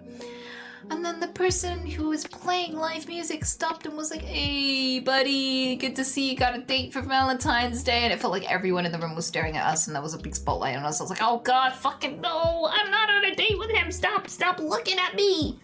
And then, like, afterwards he was like, so, and he tried to, like, walk me home and shit. And I was like, if you walk me home, you'll miss your last boss home. And he's like, I don't mind. And I'm like, I fucking do. Anyway, that was bad. And also the time where I was with my ex, and he invited me and my best friend to watch a movie, and during that movie, he spent the entire time hitting on my best friend. They ended up sleeping together on Valentine's Day. I guess it's Valentine's Day. I'm cursed. Fuck. Anyway, so on Valentine's Day, he went over hers, spent the night.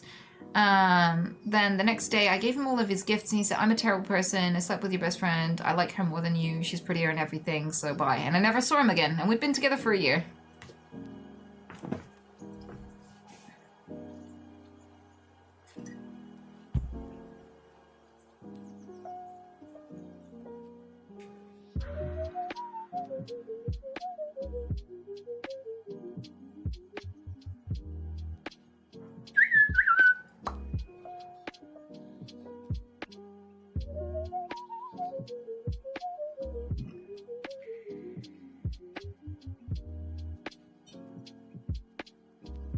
February 14th is like Friday 13th for you. Yes, it is, you boy. That's an astute observation right there.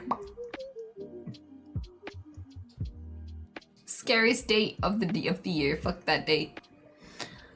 I ain't got nothing to do for Valentine's Day. I mean, dates are fun and all, but like, I don't actually want anyone, so it would be mean. I'd be like, I'd hang out with them and be like, this is fun, we're doing fun stuff. And they're like, you want a mate? I'm like, no. Good luck with life, though.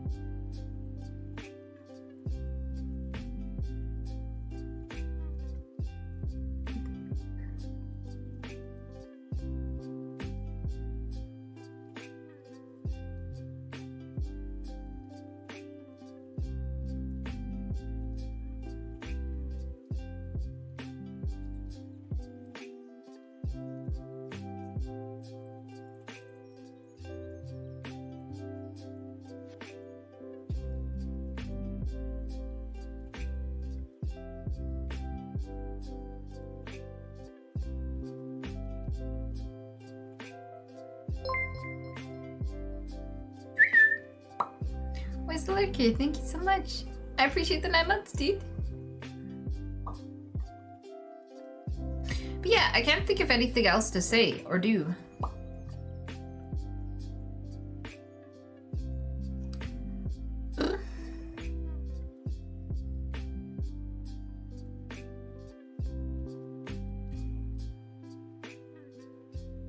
Apex?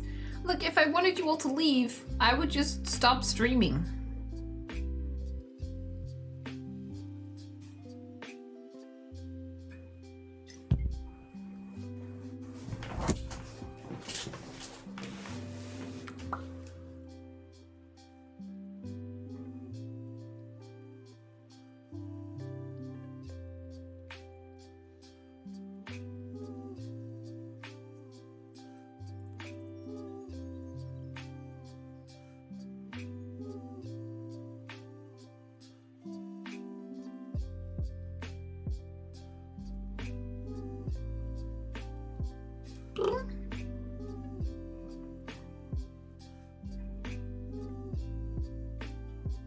Apex is fun to watch, especially drunk Apex.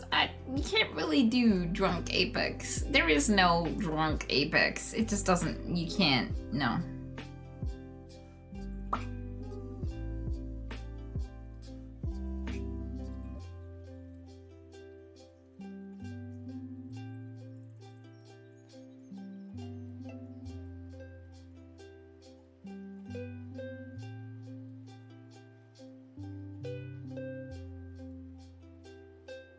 Do you have any tips or tricks on how surviving being homeless, essentially? Asking for myself. It depends on what kind of homeless you are. Thanks, Guru. So... Oh, thank you, Paul. You're such a sweetheart. I really appreciate that, guys. I would say one of the things I'd suggest is if you get... if you're begging and you're getting like £5 or more a month, you may well be able to get a gym membership. And if you can get a gym membership, especially if you can prepay for it for a few months in cash and get like a gym membership card, that way you have free access to a shower and a place to groom. So that's good. So you don't have to have a fixed place of residence to have somewhere to wash.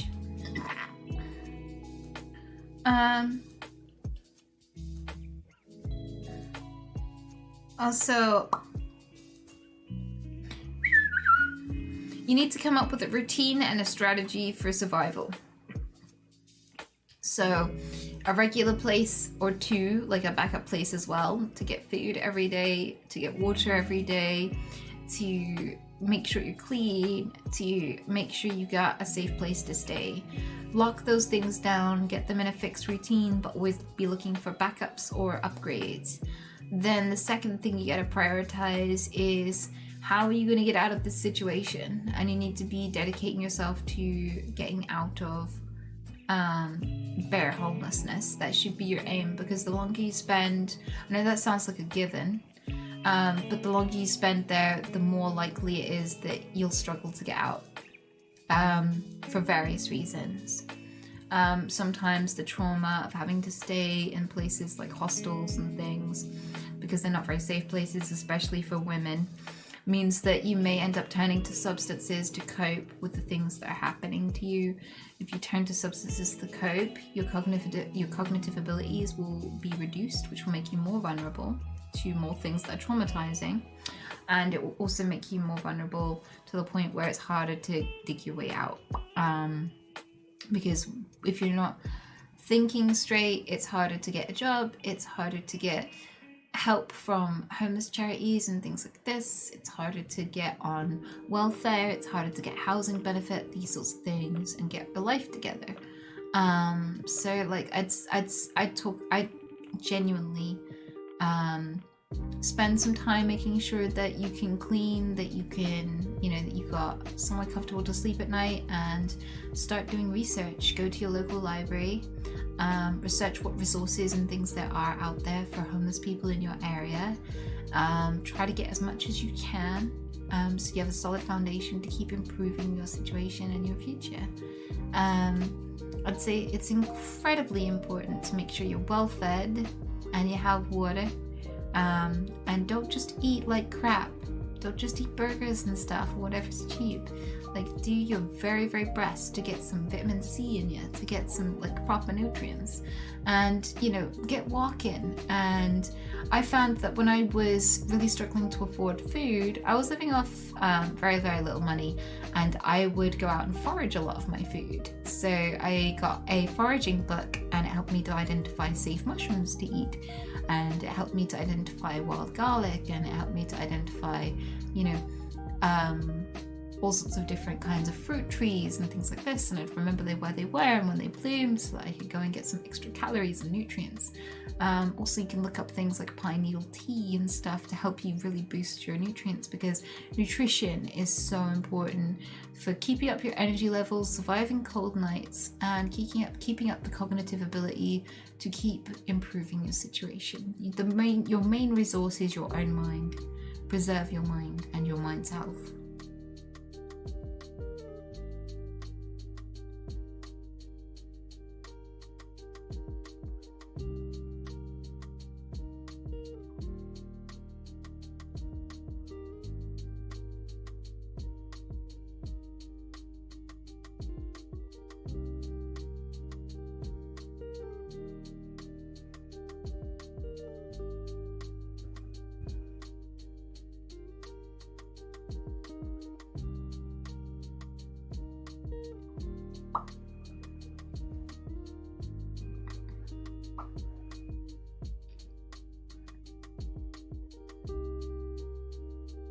But one of my favorite things to do, so I had a backpack, and I had some of the time when I had my backpack, I had a saucepan in there, and I would cut up a can. I'd put some rubbing alcohol in the can, and I'd make like a mini stove out of just rubbing alcohol and a cut up tin can, and I would boil noodles, and I would fry up wild mushrooms and garlic and a few veggies that I could scrounge up here and there, and I'd have that with noodles in the evening. Yeah, it was tasty as fuck. And when I finally got a place again, I had my favorite thing to add a little bit of cheap nutritional value to everything I ate was peas, frozen peas. Frozen peas are so cheap and tasty, and you can add them to ramen, you can add them to pasta, you can add them to curry, you can add them to chili. I was making like 50p meals. I was eating 3 meals a day with dessert and snacks, and I was really well fed. But I was spending about I can never remember how much it is anymore. It's so long ago, thank fuck. What was it? It was like £40 for 2 weeks of food for 2 people. So was that £20 a week? Or was it £20 a week for 2 weeks for 2 people? I can't remember anymore. I'm a little bit tipsy. But yeah, it was a very low amount of money.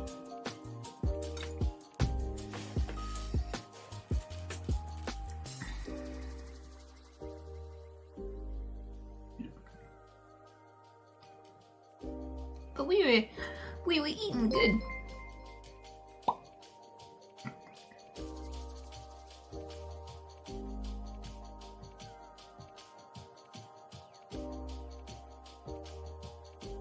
£20 per person per week from what you said before. That seems a bit high. I reckon I could do £10 per person per week. And maybe I should do a series about that.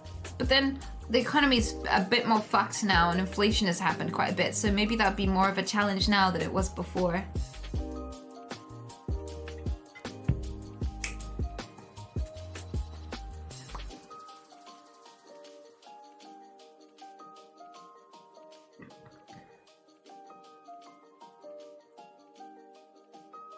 The rabbit behind you looks polite. Well, that's a fucking farce. He's not. He's a savage. I guarantee you. Ah! Chin.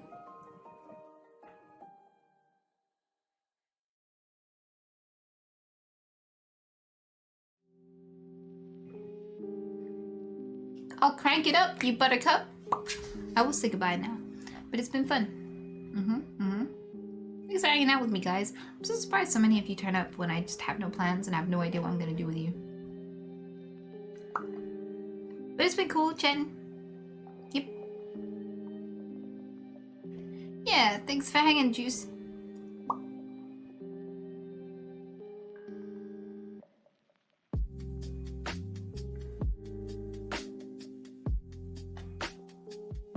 Oh, and the last thing, dude, if you're still homeless, forage for food in richer areas.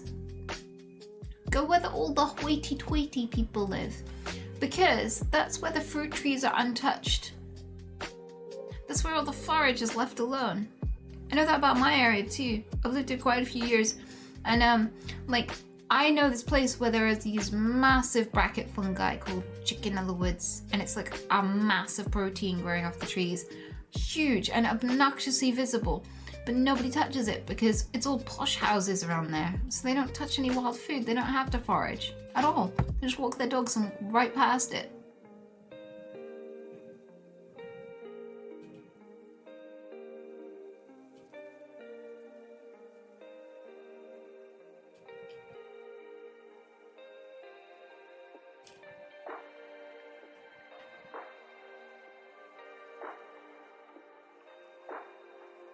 With cherries in my pack and no one touched them. Exactly. There you go. But I'll catch you later. Thanks for hanging with me. I hope you have a fantastic night, all of you. Oh, we should raid somebody.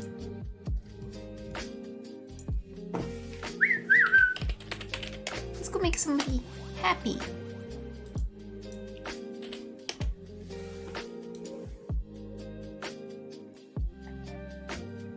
But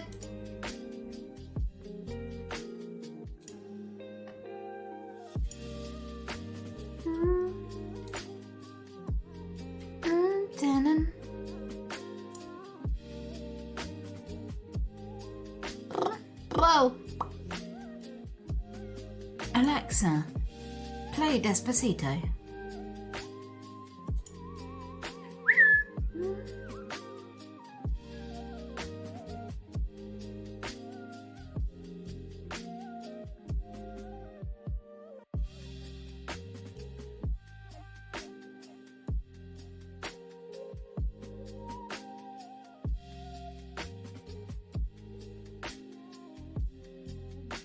Alexa. Let's go with.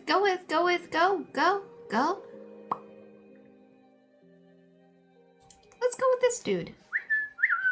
I like him. He's alright. He's been nothing but nice to me.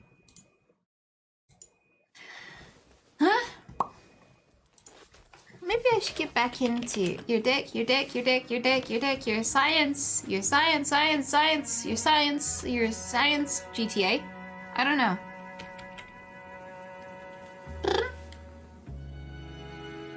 Anyway, be nice to him. He's got a fantastic voice. You should go listen to him. Like, I could listen to him forever. It's kind of like deep. He's got a young face, but a really deep voice. It's quite the juxtaposition. Hmm?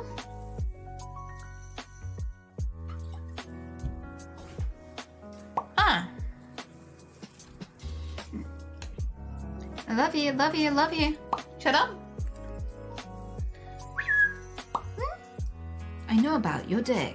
The Gem GM. Thank you so much for the 11 month, dude. Play Despacito.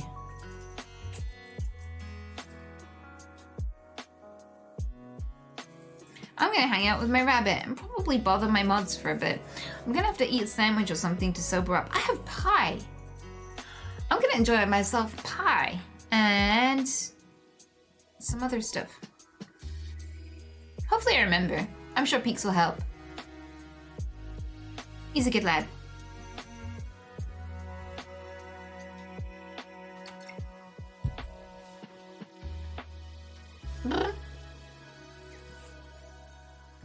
I've enjoyed my stay. Hope you have too. Be good, everyone.